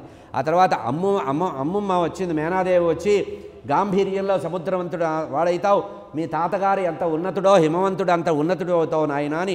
ఈ విధంగా సమస్తమైనటువంటి దేవతలు కూడా ఆ బాలగణపతిని స్తోత్రం చేశారు, ఆశీర్వదించారు. దీనికి ఫలశ్రుతి చెప్తున్నారు వ్యాస భగవానుడు. ఎవరైతే ఈ గణపతికి సంబంధించినటువంటి ఈ బ్రహ్మవేత్త పురాణంలో గణేశఖండంలో ఉండేటువంటి ఈ గణపతి యొక్క వ్రత కథ, జనన కథని వింటారో, అపుత్రో లభతే పుత్రో పుత్రం అధనో లభతే ధనం, సంతానం లేని వారికి సంతానము, ధనం లేని వారికి ధనము, దయాస్వభావం లేని వారికి దయ, విఘ్నాలు ఉన్నవారికి విఘ్నాలు తొలగిపోవడం అన్నీ జరుగుతాయి. కనుక ఈ గణేశ జన్మ వృత్తాంతం చాలా గొప్పదన్నారు. ఈ రకంగా పార్వతీదేవి అందరూ ఆశీర్వదించిన తర్వాత పార్వతీదేవి కూడా మాట్లాడిందట. కల్పకల్పంలో ఈ పరమాత్మ జన్మిస్తాడు, గోలోకవాసి అయిన కృష్ణ పరమాత్మే జన్మిస్తారు అనేటువంటి విషయంతో చెబుతూ దీనికి సంబంధించిన ఫలశ్రుతిని కూడా చెప్పారు. ఇక్కడే ప్రధానంగా చెప్పబడేది ఏంటంటే, గణపతిని లక్ష్మీ గణపతిగా ఉపాసించడంలో ప్రధాన తాత్పర్యం అదే. ఎవరైతే నిత్యము గణపతికి గరికని సమర్పిస్తారో ఆ గరిక రూపంలో గణపతిని గరికను తీసుకొని మనకు అఖండమైన ఐశ్వర్యం ఇస్తాట. అంటే గడ్డిపోచని మనం ఇస్తే మనకి ధనరాశులు ఇస్తాడు అని. సంపద అంటే లక్ష్మి అంటే కేవలం ధనమే కాదు, మోక్షలక్ష్మి, ధైర్యలక్ష్మి, స్థిరలక్ష్మి, స్థిరమైనటువంటి బుద్ధిని ఇస్తాట. అందుకనే గణపతికి పక్కన 2 దేవతలు ఉంటారు. ఎవరు? సిద్ధి బుద్ధి. సిద్ధిబుద్ధి ప్రదేదేవి భుక్తిముక్తి ప్రదాయని లక్ష్మీదేవిని స్తోత్రం చేసినట్టే ఆ సిద్ధి బుద్ధే లక్ష్మీ గణపతికి దగ్గర ఉంటారు. కనుక వీళ్ళు ఆకారంగా స్త్రీ రూపాలుగా ఉంటారని కాదు, ఎవరైతే గణపతిని ఉపాసన చేస్తారో వారికి స్థిరమైనటువంటి బుద్ధి, అంతేకాకుండా స్థిరమైనటువంటి కార్యసిద్ధిని కలిగిస్తారు. గణపతిని ఉపాసించే వారికి సిద్ధి బుద్ధి 2 వస్తాయండి. అంటే సద్బుద్ధి కలుగుతుంది, మంచి పనులు చేయాలనేటువంటి ఆలోచనలు వస్తాయి, ఆ మంచి పనులు సాకారమై మంచి విజయాలు కలుగుతాయి. కనుక ఆయనే విజయ గణపతి. విజయ గణపతి ఎందుకు అయ్యాడంటే ఇది మనము సంకల్పమాత్రం చేత. సావిత్రీదేవి ఇచ్చిన ఆశీర్వచనంలో వత్సాహం వేదజనని వేదజ్ఞాని భవాచితం మన్మంత్రజపశీలస్య ప్రవరో వేదవాదినాం. వేదాలకు మాతృస్వరూపిణి నేను అని సావిత్రీదేవి, బ్రహ్మగారి వెంట వచ్చిన సావిత్రీదేవి చెప్పిందట. ఎవరైనా వేద విద్యను రావాలంటే, నేర్చుకోవాలంటే గణపతి ఉపాసన చేయాలి. ఇంకొకటి కూడా పూర్వ సంప్రదాయం ఏముందంటే, వినాయక చవితితో వేద విద్యని ప్రారంభిస్తారు పిల్లలకి. అంటే మనకి శ్రావణ మాసంలో ఉపాకర్మ చేస్తారు కదా, ఉపనయనమైన పిల్లలకి శ్రావణ మాసంలో ఉపాకర్మ చేసిన తర్వాత ఆ తర్వాత ఉపనిషత్తులో ఏవో చిన్న చిన్నగా కాటకాలో ఏవో నేర్పించి ఆ యోగ్యతతో ఉపాకర్మ చేసిన యోగ్యతతో సావిత్రీదేవి అనుకూలత వస్తే అప్పుడు గణపతి ఉపాసన చేసిన వారికి ఈ వినాయక చవితి జరుపుకున్న తర్వాత వేదజనీనైనటువంటి ఆ సావిత్రీదేవి వేదం అంటే మంచి ఉచ్చారణ శక్తి ఇస్తుందట. ఉచ్చారణ శక్తి బాగా రావాలంటే గణపతి ఉపాసన చేయాలి. కనుక నేను వేదాలకి మాతృరూపిణి కనుక తొందరగా వేగంగా వేద విజ్ఞానం అంతా రావాలంటే, వేదం ధారణాశక్తి రావాలంటే, జ్ఞానవంతుడు కావాలంటే నా వ్రతాన్ని జపించాలి, నిన్ను పూజించాలి. అంటే ఆ తర్వాత వసుంధర భూదేవి వచ్చిందండి. భూదేవి వచ్చి చెప్తోంది, క్షమాశీలో మయాతుల్య, నాయనా క్షమయా ధరిత్రి అంటారు కదా. భూదేవి వచ్చి గణపతిని ఆశీర్వదిస్తోంది. లోకంలో భూదేవికి ఓర్పు ఎక్కువ ఉంటుందన్నారు. నీకు కూడా నా అంత ఓర్పునిస్తున్నా. ఇక్కడ ఇస్తున్నాను అన్నప్పుడు ఆయన్ని అర్చించిన వాళ్ళకి ఆయన ఇస్తాడు. ఇవి ఆమె నెత్తిని కట్టుకోడు. ఇవన్నీ కూడా మనకి వస్తాయని అర్థం పర్యాయిగా. కనుక ఎవరైతే గణపతిని ఉపాసిస్తారో చక్కటి ఓర్పు వస్తుంది, సహనశక్తి వస్తుందట. అంతేకాకుండా విఘ్నాలన్నీ దూరం అవుతాయి నాయన, శుభలక్షణాలు ఏర్పడతాయి గణపతిని ఉపాసించిన వారికి. ఇంతమంది మాట్లాడిన తర్వాత పార్వతీదేవి తల్లి మాట్లాడుతోంది. తాతతుల్య మహాయోగి సిద్ధపదప్రద శుభ మృత్యుంజయస్య భగవాన్ భవత్వ అతి విశారద. చూడండి, ఇట్లా కోరుకోవాలట తల్లులు, ఇట్లా కోరాలి పిల్లల విషయంలో. చస్తే మా ఆయన పోలికి రాకూడదు అనుకుంటారట. కానీ ఇక్కడ పార్వతీదేవి ఏం చెప్తోంది, నాయన తాతతుల్య మహాయోగి, మీ తండ్రి ఎంత వైరాగ్య సంపన్నుడో, ఎంత భోగభాగ్యాలు అనుభవించగలిగిన వాడో, ఎంత మేధాశక్తి గలవాడో, ఎంత స్థిరప్రజ్ఞ గలవాడో, ఎంత యోగ సాధన చేయగలిగిన వాడో, నీ తండ్రిలాగా మహాయోగి వైపు తండ్రి పోలికి రావాలని కోరిందట. ఎవరు? పార్వతీదేవి. సంవత్సరం వ్రతం కృష్ణుడి గురించి చేసి భర్త పోలికి రావాలని కోరుకుందట. నీ తండ్రిలాగా మహాయోగి అయిపో, సర్వసిద్ధులకి నిలయం అయిపో, సర్వసిద్ధులు నీకు వస్తాయి, అత్యంత శుభకరుడిగా ఉంటావు నువ్వు. అంతేకాకుండా నీకు నేను ఒక ఆశీర్వచనం ఇస్తున్నానని తల్లి ఇచ్చింది పిల్లవాడికి. మృత్యుంజయశ్చ భగవాన్, నీ తండ్రి ఎట్లా మృత్యుంజయుడో నువ్వు కూడా మృత్యుంజయుడు అవుతావు. భవద్ అతి విశారద, గొప్ప సమస్తమైనటువంటి శాస్త్రాలు అవలీలగా నేర్చుకోగలిగే సామర్థ్యం నీకు ఇస్తున్నానని చెప్పి తల్లి ఈ విధంగా వచ్చింది.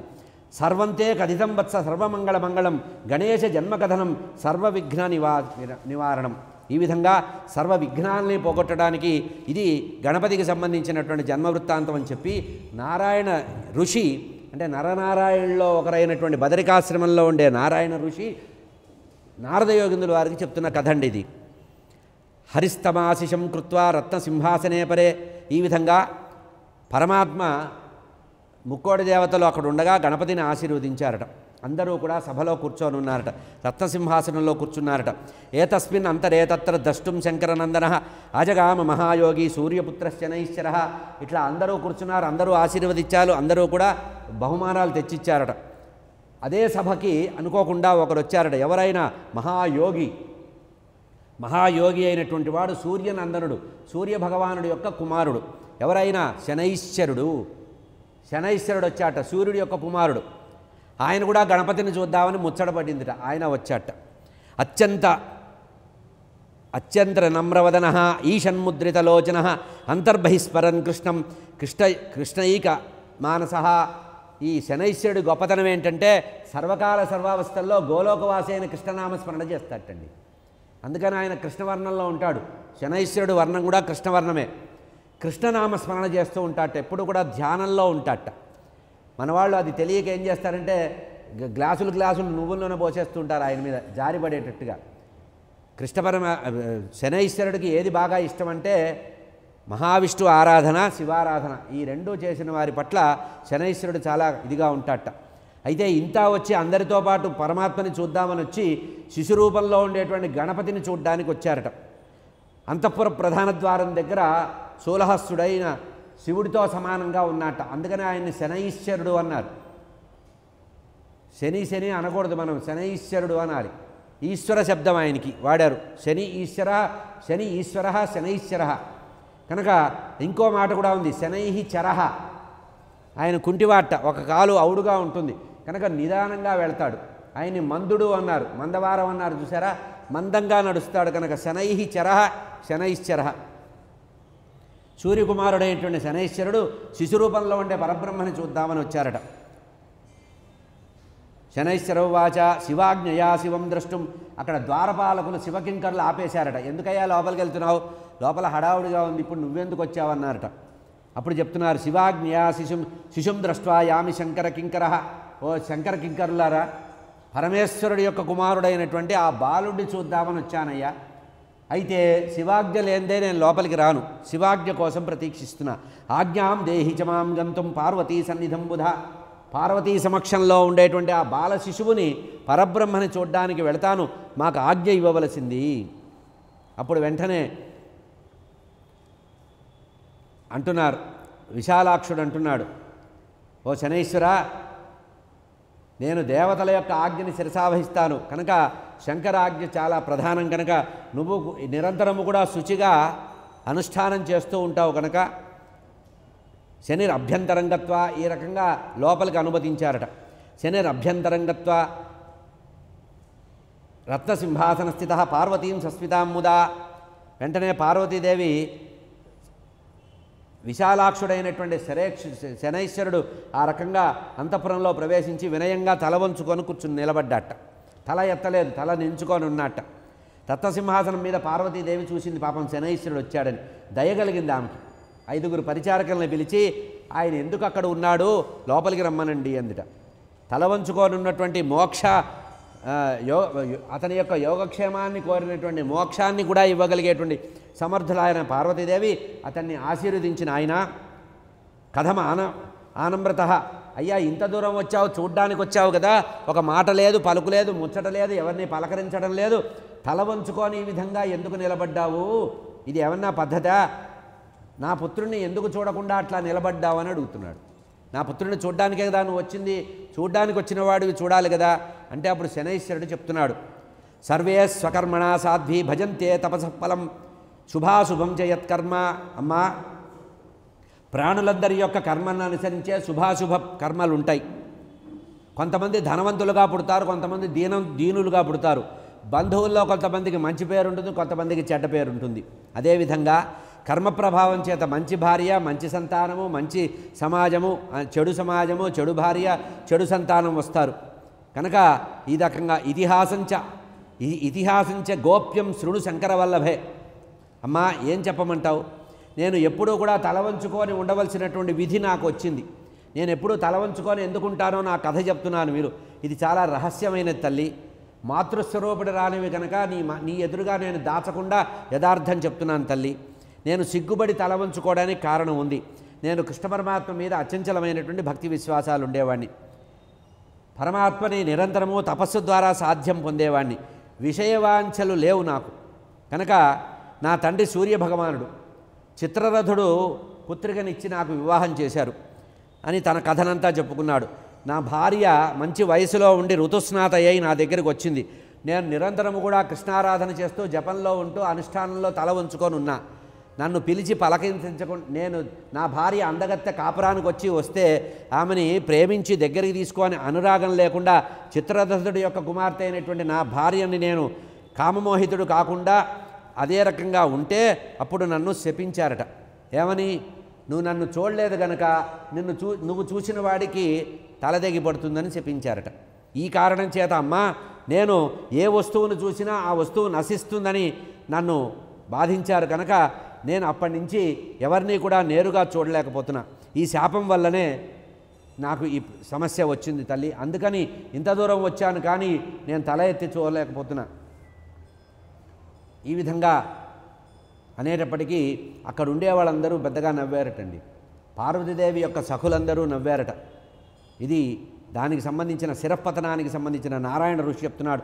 దుర్గా తద్వతనం ధృత్వా సస్మరామ హరీశ్వరం ఈశ్వరేచ్ఛా వశీభూతం జగదే నాయన పార్వతీదేవి ఆ శనైశ్వరుడు చెప్పిన మాటలు విని పరమాత్మని గోలోకవాసైన కృష్ణ పరమాత్మను తలుచుకొని ఈ ప్రపంచమంతా కూడా ఈశ్వరాధీనంగా ఉంటుంది, మనం ఏదో అనుకుంటే జరిగేవి కావు, అంతా కూడా భగవంతుడి ఇచ్ఛాపూర్వకంగా జరుగుతుంది, దైవవశంగా కార్యాలన్నీ జరుగుతాయి, కార్యకారణ సంబంధం అనేది ఒకటి ఉంటుంది, ఎవడు ఏం చేసినా కార్యం లేదు.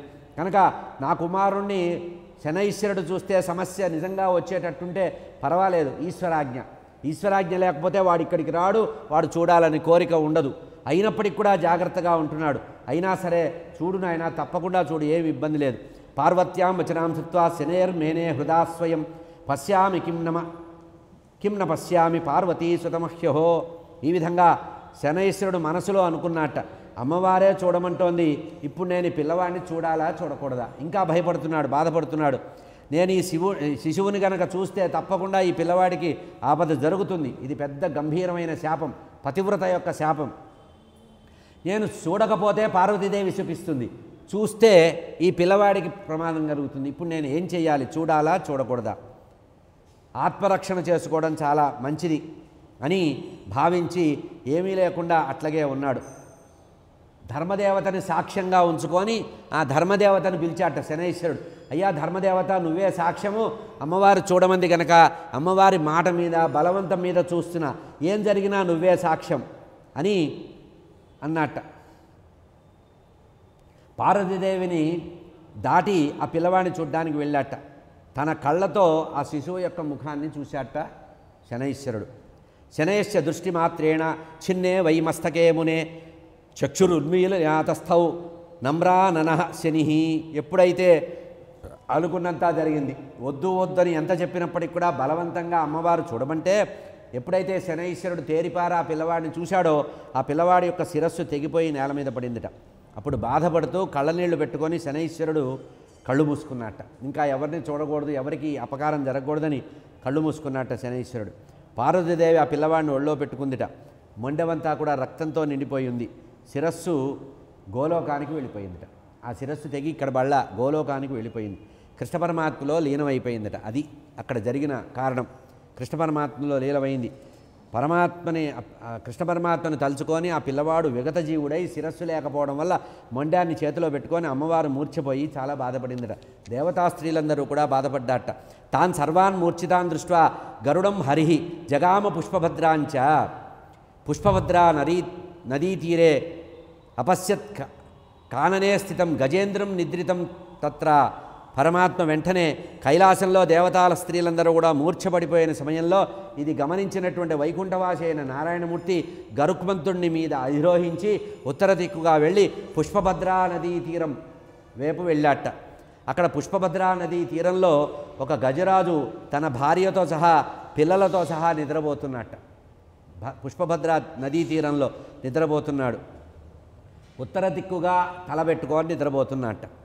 వెంటనే పరమాత్మ గరుక్మంతుడి మీద ఉండేటువంటి ఆ విష్ణుమూర్తి తన యొక్క సుదర్శన చక్రాన్ని తీసుకొని ఆ నిద్రిస్తున్నటువంటి గజరాజు యొక్క శిరస్సుని ఖండించి ఆ శిరస్సుని తీసుకొని గరుక్మంతుడి మూపు మీద పెట్టి స్వామి తీసుకెళ్తున్నారట. సుదర్శన చక్రం వల్ల తెగిపోయినటువంటి అవయవం కలిగినటువంటి ఆ పురుష గజము గజరాజు యొక్క తల్లి భార్య పిల్లలు చూసి ఆశ్చర్యపోయారట. మహావిష్ణువు యొక్క పాదపద్మాల్ని పట్టుకున్నారట, గట్టిగా స్తుతించారు. ఆడ ఏనుగు పిల్ల ఏనుగులు స్తుతించినాయి. పరమాత్మ నీ తప్పు ఏమీ లేదు, కర్మఫలాన్ని అనుభవించడానికే ఇప్పుడు నా భర్త యొక్క శిరస్సుని ఖండించావు, కర్మఫలం కారణంగానే ఇది జరిగింది కనుక లోకంలో కర్మని ఎవడూ తప్పించలేడు, ఎంతటి వాడైనా సరే కర్మఫలాన్ని ఇది భోగమైన కష్టమైనా అనుభవించవలసిందే కనుక, కానీ నీ యొక్క అనుగ్రహం మాకు కావాలి, భగవంతుడు సంతోషిస్తే ప్రతిదీ జరుగుతుంది కనుక జరిగేటువంటి కర్మని అనుభవించడానికి మేము సిద్ధంగా ఉన్నాం, కానీ మాకు వరం ఇవ్వవలసింది, ఈ ఏనుకి ఏం వరం ఇస్తున్నావో చెప్పమంటే అప్పుడు గజరాజు శరీరాన్ని బ్రహ్మజ్ఞానంతో ఆ కల్పకల్ప పర్యంతం కూడా ఈ శిరస్సు పూజించబడుతుంది. ఇప్పుడు నేను ఏ శిరస్సునైతే తీసుకెళ్తున్నానో అది జగత్పూజ్యం అవుతుంది, మీ దగ్గర ఉంటే ఏముంటుందో ఏమీ లేదు కనుక ఈ శిరస్సుని నేను శాశ్వతంగా లోకంలో పూజింపబడేటట్లుగా కల్పపర్యంతం ఒక కల్పం పాటు ఈ గజశిరస్సు స్వామి శిరస్సుగా ఉంటుంది మొండెం మీద. కనుక కల్పపర్యంతం ఆహృత్య పార్వతీహస్తాబ్జాం కృత్వా స్వపక్షిత. వెంటనే విష్ణుమూర్తి ఆలస్యం చేయకుండా వాళ్ళకి ఈ విషయాన్ని చెప్పి ఆ గజశిరస్సు తీసుకొని పార్వతీదేవి చేతిలో ఉండేటువంటి ఆ మృత మొండెం ఉందే ఆ మొండెంకి అతికిచ్చాట. వెంటనే హుంకారోచ్చారణ చేశాట. పరమాత్మ హుంకారం ఉచ్చారణ చేసేటప్పటికీ తిరిగి ఆ పిల్లవాళ్ళలో చైతన్యం వచ్చేసిందట. చక్కటి చైతన్యం ఏర్పడింది. పరబ్రహ్మస్వరూపుడిగా వెలిగి ఉంది అట్ట పరమాత్మ. విష్ణురువాచ బ్రహ్మాది కీట పర్యంతం ఫలం భుక్తే స్వకర్మణ. మహావిష్ణువు అక్కడ ఉండే వాళ్ళందరికీ చెప్తున్నారండి. పిపీలికాది బ్రహ్మపర్యంతం కూడా ప్రాణులందరూ కూడా తాము చేసుకున్న ఫలాన్ని అనుభవించక తప్పదు.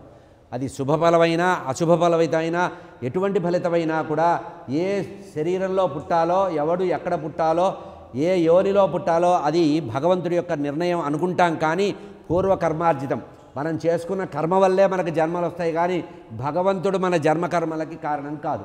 విష్ణుమూర్తి చెప్తున్నారు ఇక్కడ, భగవంతుడు కారణం కాదు. మనం చేసుకున్న కర్మవాసనల వల్లనే పుణ్యకర్మ అయితే పుణ్యజన్మ, పాపకర్మ అయితే పాపజన్మ వస్తుంది. కనుక ఇంద్రుడంతటి వాడు కూడా కీటకంగా పుట్టవలసినటువంటి సందర్భం వచ్చింది. విష్ణుమూర్తి చెప్తున్నారండి. అదేవిధంగా పూర్వజన్మంలో చేసుకున్న అదృష్టం కానీ దురదృష్టం కానీ కావచ్చు. ఇంద్రుడంతటి వాడు స్వర్గాన్ని పరిపాలించే ఇంద్రభగవానుడు కూడా ఒక కీటకంగా జన్మించవలసిన పరిస్థితి వచ్చింది. కనుక పూర్వజన్మార్జితమైనటువంటి ఫలితము ఎవడైనా అనుభవించాలి. లోకంలో ఒక వ్యక్తి యొక్క ప్రాణం ఎంత గొప్పదైనప్పటికీ కూడా ఆ ప్రాణిని సంహరించడానికి శాపరూపకంగా అతనికి ఏదైనా ఒక శాపం ఉంటే, ఏదైనా ఒక పాపము పూర్వకర్మం ఉంటే చిన్న జీవి కూడా ఆ పెద్ద జీవిని సంహరించగలదు. ఏనుగు అంత పెద్ద జీవిని కూడా ఒక చిన్న దోమ సంహరించగలదు. కుంజరయూధంబు దోమ కుత్తుక సొచ్చనన్నారు కదా. కనుక విష్ణుమూర్తి చెప్తున్నారు, అర్జునయోగం సుకర్మలు కానీ దుష్టకర్మలు కానీ ఉంటాయి. కనుక మహా గొప్ప ఏనుగు కూడా చిన్న దోమ చేత సంహరించబడుతుంది. అదేవిధంగా సింహం కూడా ఒక ఈగని సంహరించలేదు. దానికి కనుక జీవము ఆయుష్ ఉంటే ఒక ఈగ కూడా సింహం ఈగని కూడా చంపలేదు ఒక్కొక్కసారి. కానీ దోమ ఏనుగును చంపగలదు. ప్రారంధం అనేది అట్లా ఉంటుంది. కనుక సుఖం కానీ దుఃఖం కానీ భయం కానీ శోకం కానీ ఆనంద విషాదాలు కానీ ప్రాణులందరూ కూడా వాళ్ళు చేసుకున్న కర్మల్ని అనుభవించడమే. మనం అనుభవించేదంతా కూడా కర్మఫలమే. మన భోగభాగ్యాలు అనుభవించిన, ఐశ్వర్యం అనుభవించిన, ఆయుష్ దీర్ఘాయుష్ అనుభవించిన దీనంతటికీ ప్రధాన కారణం ఏమిటి? పూర్వకర్మ ఫలము. మనం పూర్వజన్మల్లో చేసినటువంటి కర్మఫలమే ప్రాణులందరూ కూడా వెంట తెచ్చుకుంటారట. వచ్చేటప్పుడు సంచితాన్ని వెంట తెచ్చుకుంటారటండి. పుట్టినప్పుడు శిశువులు చేతులు ముడుచుకొని వస్తారు చూసారా, ఆ చేతుల్లో ముడిచేది ఏంటంటే పూర్వకర్మార్జితమైన పుణ్య పాప కర్మలు. పుణ్యం ఈ చేత్తో పాపం ఈ చేత్తో ముడుచుకొని తెచ్చుకొని దాన్ని అనుభవిస్తారట. కనుక కర్మఫలాన్ని అనుభవించడానికే సత్కర్మలు ఆచరిస్తే సుఖము భోగము ఐశ్వర్యము వస్తుంది, సంతోషం వస్తుంది. దుష్కర్మలు చేస్తే దుఃఖము భయము శోకము అనారోగ్యము దారిద్ర్యం అనేవి వస్తాయి. సుకృత దుష్కృతాలు అనేది పూర్వజన్మార్జితమైనవే కానీ ఇప్పటివి కావు. పూర్వజన్మార్జితమైనటువంటి సుఖము కానీ దుఃఖము కానీ పుణ్యం కానీ పాపం కానీ అనుభవిస్తే కానీ పోదు. అనుభవిస్తే కానీ పోదు. దీన్ని వాయిదా వేసుకుంటా అనుకోకూడదు. అందుకనే జ్ఞానులైన వారు ఔషధ సేవ చేయరు.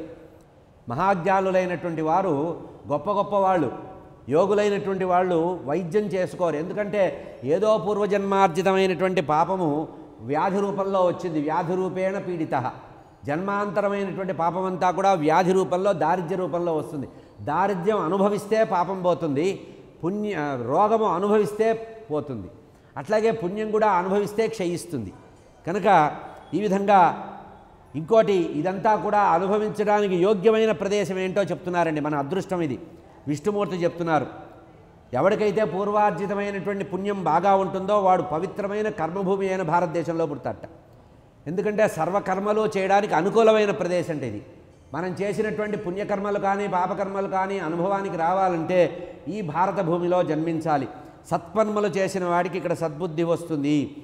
ప్రాణులు చేసేటువంటి కర్మలన్నీ కూడా సృష్టికి కారణమవుతుంది. కనుక ఇప్పుడు మనం ఒక జన్మ పొందుతున్నామంటే ఆ జన్మ పొందడానికి ప్రధాన కారణం మనము పూర్వం చేసినటువంటి కర్మే. కనుక జన్మ కర్మలు అవినాభావాలు. జన్మకర్మచ మే విద్ధి అని భగవద్గీతలో పరమాత్మ చెప్పాడు. జన్మకర్మలన్నీ నిర్ణయించబడ్డాయి అని. కనుక శ్రీ విష్ణోర్వచనం శ్రుత్వా పరితుష్టాచ పార్వతి తనం దదౌచ. వెంటనే నారాయణమూర్తి మాట్లాడినటువంటి ఈ మాటలు వైరాగ్యస్ఫోరకమైనటువంటి వేదాంతపరమైనటువంటి మాటలు విన్నటువంటి పార్వతీదేవి వెంటనే ఆ మహావిష్ణువు యొక్క అనుగ్రహానికి సంతోషపడి జ్ఞానాన్ని పొంది ఆ పిల్లవాడిని తీసుకుందట. పిల్లవాడిని ఒళ్ళోకి తీసుకొని పిల్లవాడికి ఆశీర్వదించిందట. మెడలో ఉండేటువంటి విష్ణుమూర్తి తన మెడలో ఉండేటువంటి కౌస్తుభమాలని ఆ పిల్లవాడికి బహుమానం చేశాట.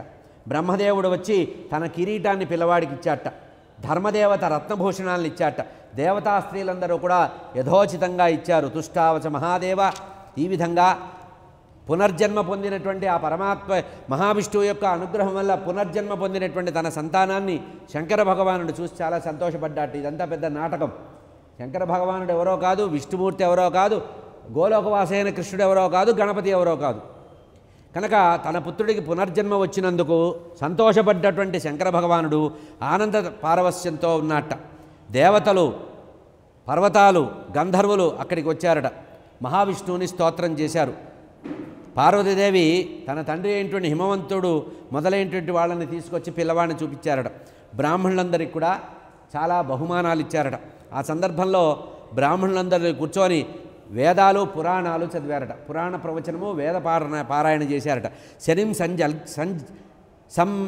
లజ్జితం దృష్ట్యా పార్వతీ కోపశాలిని. ఆ సమయంలో అక్కడే తల వంచుకొని సిగ్గుచేత బాధపడుతూ కన్నీళ్లు కారుస్తున్నటువంటి శనైశ్వరుని చూసిందట అమ్మవారు. తల వంచుకొని చూసిందట. అప్పుడు కోపం పట్టలేకపోయిందట. చూడండి, పని కట్టుకొని చూడమన్నది అమ్మవారే. చూసినందుకు వచ్చిన ప్రమాదానికి తిడుతోంది. ఇంత సభ ఉంటే నువ్వు అంగవిహీనుడు అవుతావు పొమ్మంది. అమ్మవారు శపించిందట అంగవిహీనుని. పార్వతీదేవి శనైశ్వరుని కోపించి ఈ విధంగా చూసిందట. అక్కడే ఉండేటువంటి సూర్యభగవానుడు, కశ్యప ప్రజాపతి, యముడు కైలాసం నుంచి అక్కడి నుంచి వెళ్ళటానికి బయలుదేరారట. అంగవిహీనుడి కమ్మనంటే వికలాంగుడి కమ్మని శపించింది అమ్మవారు. శపించిన కారణంగా పార్వతీదేవి యొక్క శాప కారణంగా అంగవిహీనుడయ్యట. అంటే కొంచెం కాలు వంకరగా ఉండటం జరిగింది. అందరూ కూడా సాక్షిగా ధర్మదేవతను సాక్షిగా పెట్టుకొని ఈ పని చేశాడు కదా. వెంటనే చూడండి, సూర్యభగవానుడి కోపం వచ్చిందిట. మా అబ్బాయి చేసిన తప్పే ఉంది, చూడు చూడు చూడని వెంటబడితే కదా చూశాడు, ఇగో ధర్మదేవతే సాక్షి అని అక్కడి నుంచి కోపం వచ్చిందట వాళ్ళకి. ఎర్రగా కళ్ళు ఎర్రబడ్డాయట. ధర్మదేవత సాక్షిగా శనైశ్వరుడి పార్వతీ మందిరాన్ని లోపలికి ప్రయత్నించి ప్రేరేపించింది కూడా అమ్మవారే కదా. విష్ణువు దేవతలు ప్రేరేపించగా బ్రహ్మదేవుడు కోపంతో ఊగిపోతూ సూర్యుడు మొదలైనటువంటి వాళ్ళందరినీ కూడా ఓదార్చారట. ఎందుకయ్యా, అనవసరంగా ఆమె లోకమాత, ఆమె ఏదో కోపంతో వచ్చింది, పిల్లవాడికి కలిగిన దానికి కదా, కనుక ఈ శాపం సమస్య లేదు అన్నారు. శనైశ్వరుడు పూర్వం భార్య పెట్టినటువంటి శాపమే తప్పించి ఇప్పుడు కొత్తగా పార్వతీదేవి కొత్తగా ఇచ్చినటువంటి శాపం కాదు, ఈ పిల్లవాడికి వచ్చేదేం లేదు. కనుక దుష్టమైనటువంటి చూపుగా ఉంటుందన్నారు కదా, కనుక ఈ రకంగా జరిగిందన్నారు. సూర్య ఉవాచ. అప్పుడు సూర్యభగవానుడు శనైశ్వరుడు తండ్రి మాట్లాడుతున్నాడు. తం ధర్మం సాక్షిణం కృత్వా సూనోర్వై మాతురాజ్ఞయ.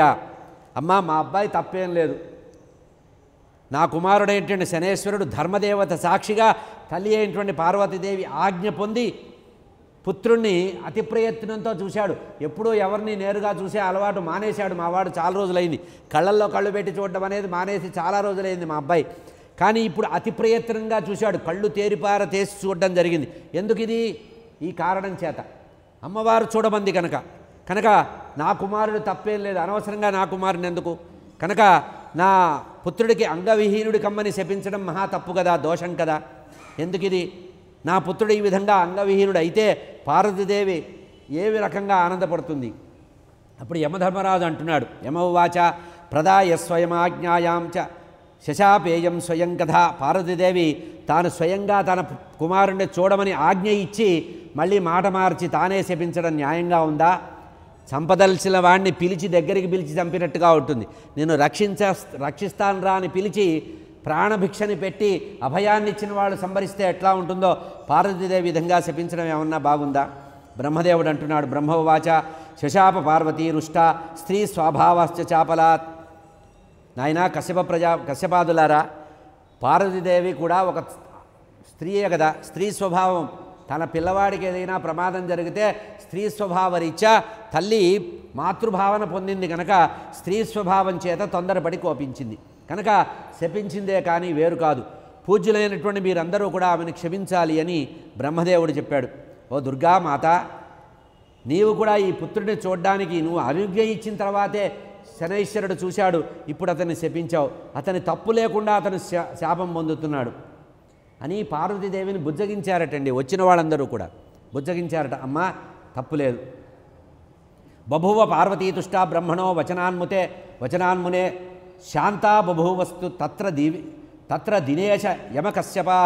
బ్రహ్మదేవుడు మాట్లాడినటువంటి మాటలు విన్న తర్వాత, ఆ పెద్దవాళ్ళందరూ చెప్పినటువంటి మంచి మాటలు విన్న తర్వాత పార్వతీదేవికి ఆనందం కలిగిందిట. అదేవిధంగా సూర్యభగవానుడు, యమధర్మరాజు, కశ్యపుడు అంటే ఎవరు? సూర్యభగవానుడి తండ్రి. అంటే ఎంతమంది మాట్లాడారో చూడండి. శనైశ్వరుడి వెంట ఎంతమంది వచ్చారో. ఆయనకి బాగా బెటాలియన్ సపోర్ట్ ఎక్కువ ఉంటుంది. శనైశ్వరుడు ఒంటరిగా ఉండడు. మనం ఏదో నువ్వుల్లోనే పోస్తే తగ్గిపోతాడు అనుకుంటాం. మహాప్రభావవంతుడు.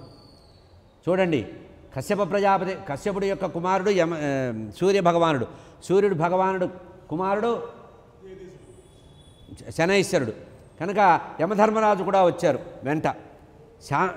శంకరుడు కూడా బతిమిలాడాట. పార్వతీదేవిని ఇంతమంది బతిమిలాడాల్సి వచ్చింది జగన్మాతని. పార్వతీదేవితో శంకరుడు అన్నట్ట గడ్డం పట్టుకొని, పాపం ఆ శనైశ్వరుడు చేసిన తప్పేం లేదు, గ్రహరాజో భవ శనేహ. వెంటనే పార్వతీదేవికి ఆనందం కలిగింది. అయ్యయ్యో పొరపాటు అయ్యా, మా అబ్బాయికి ఏదో ప్రమాదం జరిగిందని అన్నాను, కానీ నీ మీద నాకు కోపం లేదు. ఈరోజు నా పిల్లవాడు అందంగా తయారయ్యాడు, లోకంలో ఇంతమంది చేత స్తోత్రం చేయబడుతున్నాడు, గ్రహరాజో భవ. కనుక నీకు ఈరోజు నుంచి గ్రహరాజుగా నీకు ప్రమోషన్ ఇస్తున్నాను పొమ్మంది. అమ్మవారు తలుచుకుంటే ఇబ్బంది లేదు. అఖండమైనటువంటి ఐశ్వర్యం అమ్మవారు ఇస్తుంది. నా ప్రభావం వల్ల నీవు సర్వగ్రహాలకి ఆధిపత్యాన్ని పొందుతావు పొమ్మంది. కనుక ఏ గ్రహమైనా సరే ఎక్కడైనా ఇబ్బంది పెడుతుంటే శనైశ్వరుడు అనుకూలంగా ఉంటే, లగ్నాత్తు శని ఉంటే ఆనందంగా ఉంటుంది. కనుక నా ప్రభావం వల్ల ఈ రోజు నుంచి గ్రహాలకు ఆధిపత్యం అవుతావు. అంతేకాకుండా మహావిష్ణువుకి అత్యంతమైనటువంటి ఇష్టుడిగా ఉంటావు. అందుకనే ఏలినాటి శని వచ్చినప్పుడు సులభంగా దాటాలంటే రోజు విష్ణు సహస్రనామం పారాయణ చేస్తే ఏలినాటి శని ప్రభావం పోతుందండి. శివారాధన, ఆంజనేయ స్వామి ఆరాధన, ఆ తర్వాత విష్ణుమూర్తి ఆరాధన చేస్తే విష్ణుమూర్తికి అత్యంతమైనటువంటి ప్రీతిపాత్రుడుగా ఉంటావు. కనుక నీకెప్పుడైనా ఎవరికి మీదైనా కోపం వస్తే వాళ్ళు విష్ణుమూర్తిని తలుచుకుంటే వాళ్ళ జోలికి వెళ్ళకు. లోకల్లో అందరికీ అవకాశం ఇచ్చింది అమ్మవారు. అంతేకాకుండా నువ్వు చిరంజీవిగా నిన్ను ఆశీర్వదిస్తున్నాను. శనైశ్వరుడికి అమ్మవారు ఇచ్చింది. యోగీంద్రుడు అవుతావు, ఎప్పుడు కూడా ధ్యానపరాయణుడు అవుతావు, ఎప్పుడూ కూడా కళ్ళు మూసుకొని ధ్యానం చేస్తూ ఉంటాటండి. అందుకనే ఇక్కడే శాస్త్రంలో ఏం చెప్పారంటే, ఏలినాటి శని వస్తే శని చుట్టూ తిరిగి శని జపం చేయడం కాదు, శివారాధన, విష్ణు ఆరాధన, గణపతి ఆరాధన చేస్తే, మణిసూక్త పారాయణ చేస్తే ఆ స్వామి సంతోషపడతాట. పరోక్ష ప్రియుట శని భగవానుడు గొప్పతనం ఏంటంటే పరోక్ష ప్రియుడు. తన జోలికి రాకపోతే తాను ఏం చేయట.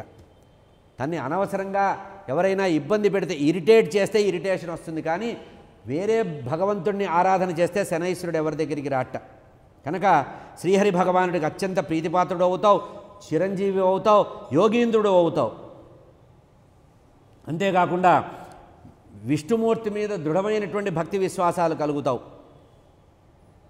నా శాపము అమోఘము. పార్వతీదేవి చెప్తోంది, నేను పెట్టిన శాపం చాలా అమోఘంగా ఉంటుంది, కానీ నువ్వు అంగవిహీనుడు అమ్మని శపించా కదా, నా శాపాన్ని పూర్తిగా 100% విత్డ్రా చేసుకోలేను, అమెండ్మెంట్ ఇస్తున్నా, కొంచెం కాలు వంకరగా ఉండేటట్టు కుంటివాడిగా మారుస్తా. అంటే నోటికి వచ్చేసింది, నా నోటి నుంచి శాపం వచ్చింది, పార్వతీదేవే శాపం ఉపశమనించిందని అనకూడదు కదా. కనుక నా శాపం కొంచెం ఉంటుంది, నువ్వు ఏమవుతావు, కొంచెం కాలు వంకరగా జన్మిస్తావు అని చెప్పి ఈ విధంగా శనిర్జగామదేహ ఇత్యుక్త్వా పార్వతీతుష్టం బాలం ధృత్వా చ వక్షసి కించిత్ అంగో భవిష్యతి, కొంచెము కాలు వంకరగా ఉంటావని చెప్పి అమ్మవారు వెంటనే ఈ విధంగా చెప్పి ఆశీర్వదించేసిందిట. అప్పుడు పిల్లవాడిని ఎత్తుకొని వెంటనే అంతఃపురంలోకి వెళ్ళిపోయిందిట. ఈ విధంగా పార్వతీదేవికి శనైశ్వరుడు నమస్కరించాడు. శనైశ్వరుడు నమస్కరించి అప్పటి నుంచి శనైశ్వరుడి యొక్క అనుగ్రహానికి, శనైశ్వరుడు ప్రభావం తగ్గాలంటే గణపతి ఆరాధన కూడా ముఖ్యం. సింధూర ప్రియుడు కదా, ఆ సింధూరాన్ని భగవంతుడికి, గణపతికి సింధూరాన్ని సమర్పించి గరికపోతలు ఇస్తే కూడా శని ప్రభావం తగ్గుతుంది. నారాయణ ఉవాచ అధ విష్ణు శుభే కాలే దైవతస్య మునిస్సవ పూజయామాసతం బాలం ఉపహారై అనుత్తమై సర్వాగ్రేతవ పూజా చ మయా దత్తా సురోత్తమ సర్వపూజస్య యోగీంద్ర. ఈ విధంగా విష్ణుమూర్తి చెప్తున్నారు, మంచి ముహూర్తంలో దేవతలు మూలందరి చేత గొప్ప గొప్ప ఉపహారాలన్నీ కూడా గణపతికి ఇప్పించారట. ఇప్పించిన తర్వాత అప్పుడు చెప్తున్నారు, సమస్త దేవతల కంటే నిన్నే ముందు పూజించాలి, నన్ను పూజించే ముందు కూడా నిన్నే పూజించాలి అని ఆశీర్వదించిందిట. ఎవరు? విష్ణుమూర్తి ఆశీర్వదించాడు. సమస్త దేవతల యొక్క పూజలకి ముందుగా నిన్నే పూజించాలి, నిన్ను పూజించకపోతే ఏ దేవుడు కూడా పలకకుండుగాక. గణపతిని ఆదౌ పూజ్యో గణాధిప అంటే అది అర్థం. ఆయన్ని పూజించి పసుపు గణపతిని పూజించి ఉద్వాసన చెప్పిన తర్వాతే ఇంకో దేవుడు లైన్లోకి వస్తాడట. మొట్టమొదట టోకెన్ ఇచ్చేది గణపతికే ఈ వరాన్ని. ప్రాణులందరికీ కూడా నువ్వే పూజనీయుడివి, యోగీంద్రుడు అవుతావు అని చెప్పి విఘ్నేశ్వరుడు, గణేశుడు, హేరంబుడు, గజాననుడు, లంబోదరుడు, ఏకదంతుడు, శూర్పకర్ణుడు, వినాయకుడు అనేటువంటి 8 పేర్లు ఇచ్చాటండి. విష్ణుమూర్తి ఇచ్చాట ఈ పేర్లు. ఈ ఉపనామాలన్నీ కూడా గణపతికి ఇచ్చింది ఎవరు? విష్ణుమూర్తే. విఘ్నేశస్య గణేశస్య హేరంబస్య గజాననః లంబోదరస్య ఏకదంతః శూర్పకర్ణో వినాయకః అని ఈ విధంగా 8 పేర్లు పఠిస్తే సర్వసిద్ధులు కలుగుతాయట. మనం ఎప్పుడైనా ఏదైనా ఒక పనికి బయలుదేరితే ఈ 8 పేర్లు అనుకోని బయలుదేరాలట. ఏమిటా పేర్లు? విఘ్నేశస్య గణేశస్య హేరంబస్య గజాననః లంబోదరస్య ఏకదంతః శూర్పకర్ణో వినాయకః. ఈ 8 నామాలు అనుకోని కనుక మనం ఏదైనా పని మొదలు పెడితే సర్వకార్య సిద్ధి కలుగుతుందట. ఇది ఆశీర్వదించారట. సిద్ధాసనం దదౌ ధర్మస్థర్మై బ్రహ్మాకమలం. ధర్మదేవత ఆ పరమాత్మకి గణపతికి ఆ ధర్మదేవత సిద్ధాసనాన్ని ఇచ్చిందట. పరమాత్మ మరిగుజ్జుగా కూర్చుంటారు చూసారా? మరిగుజ్జుగా కూర్చోవడానికి కారణం సిద్ధాసనంట. బ్రహ్మదేవుడు కమండలం ఇచ్చాట. గణపతి చేతిలో ఉండేటువంటి వస్తువులు పరిసరాలు ఎవరెవరేమిచ్చారో చెప్తున్నారు. ధర్మదేవత సిద్ధాసనాన్ని ఇచ్చారట, బ్రహ్మదేవుడు కమండలాన్ని ఇచ్చారట, శంకరుడు యోగపట్టాన్ని ఇచ్చాట, తత్వజ్ఞానాన్ని ఇచ్చాట, దేవేంద్రుడు రత్నసింహాసనం ఇచ్చాట, సూర్యదేవుడు మణిమయమైనటువంటి కుండలాలు ఇచ్చాట. గణపతికి ఉండే కుండలాలు సూర్యభగవానుడు ఇచ్చాట. చంద్రభగవానుడు చంద్రుడు మాణిక్యాన్ని ఇచ్చాట, మాణిక్యమాల. కుబేరుడు కిరీటాన్ని ఇచ్చాట. అగ్నిదేవుడు చక్కటి శుభ్రమైనటువంటి పసుపు వస్త్రం ఇచ్చాట. ఎన్ని వస్త్రాలున్నా పరమాత్మకి గణపతికి కృష్ణ పరమాత్మ లాగానే ఆయన పరమాత్మ పసుపు వస్త్రం ధరిస్తాడు. వరుణదేవుడు రత్నమయమైనటువంటి గొడుగు ఇచ్చాట. అందుకనే మనం వినాయక చవితికి గొడుగు తప్పకుండా స్వామికి పెడతాం. వాయుదేవుడు రత్నాల ఉంగరాన్ని ఇచ్చాట. లక్ష్మీదేవి పాలసముద్రం నుంచి ఉద్భవించినటువంటి రత్న కంకణాన్ని కాలికి అందగా ఇచ్చిందట. కాలికి పెద్ద కంకణం ఉంటుంది గణపతికి, కాలికి కంకణం, అది లక్ష్మీదేవి ఇచ్చిందట. దండకడియాలని కూడా ఇచ్చిందట స్వామి. సావిత్రీదేవి కంఠాభరణం ఇచ్చిందట. భారతీదేవి రత్నమాల ఇచ్చిందట. సమస్త దేవతా స్త్రీలందరూ కూడా నానాభరణ భూషితుణ్ణి చేశారట. యక్షులు, గంధర్వులు, భూదేవి గణపతికి అనేకమైనటువంటి స్తోత్రాలు చేశారట, నాట్యాలు చేశారట. భూదేవి ప్రత్యేకంగా తన సమీపంలో ఉండేటువంటి ఒక మూషకాన్ని, ఒక ఎలికని, అనింద్యుడు అనేటువంటి పేరు ఉన్న భూమి బొరియల్లో ఉంటుంది కదా, భూదేవి తీసుకొచ్చి మూషకాన్ని ఇచ్చిందట. గణపతికి మూషకాన్ని ఇచ్చింది భూదేవి. గంధర్వులు ఎంతోమంది భక్తిపూర్వకంగా చేశారట. పార్వతీం జగతాంమాత స్మేరానన సరోరుహే రత్నసింహాసనే పుత్రం వాసయామాస నారద. సర్వతీర్థైకర ఈ విధంగా అనేకమైనటువంటి అనుభూతులు చెప్తున్నారండి ఇక్కడ. పార్వతీదేవి పిల్లవాడిని చూసిందట, చాలా ఆశ్చర్యపోయిందట. ఇంతమంది ఇన్ని రకాలు ఇస్తే నేనేమి ఇవ్వాలా అని ఆలోచించిందట తల్లి. తర్వాత వచ్చిందట, అందరు ఇచ్చిన తర్వాత రత్నసింహాసనంలో కూర్చోబెట్టిందట పిల్లవాడిని. తన కుమారుని సింహాసనంలో కూర్చోబెట్టి రత్న కలశం తెచ్చి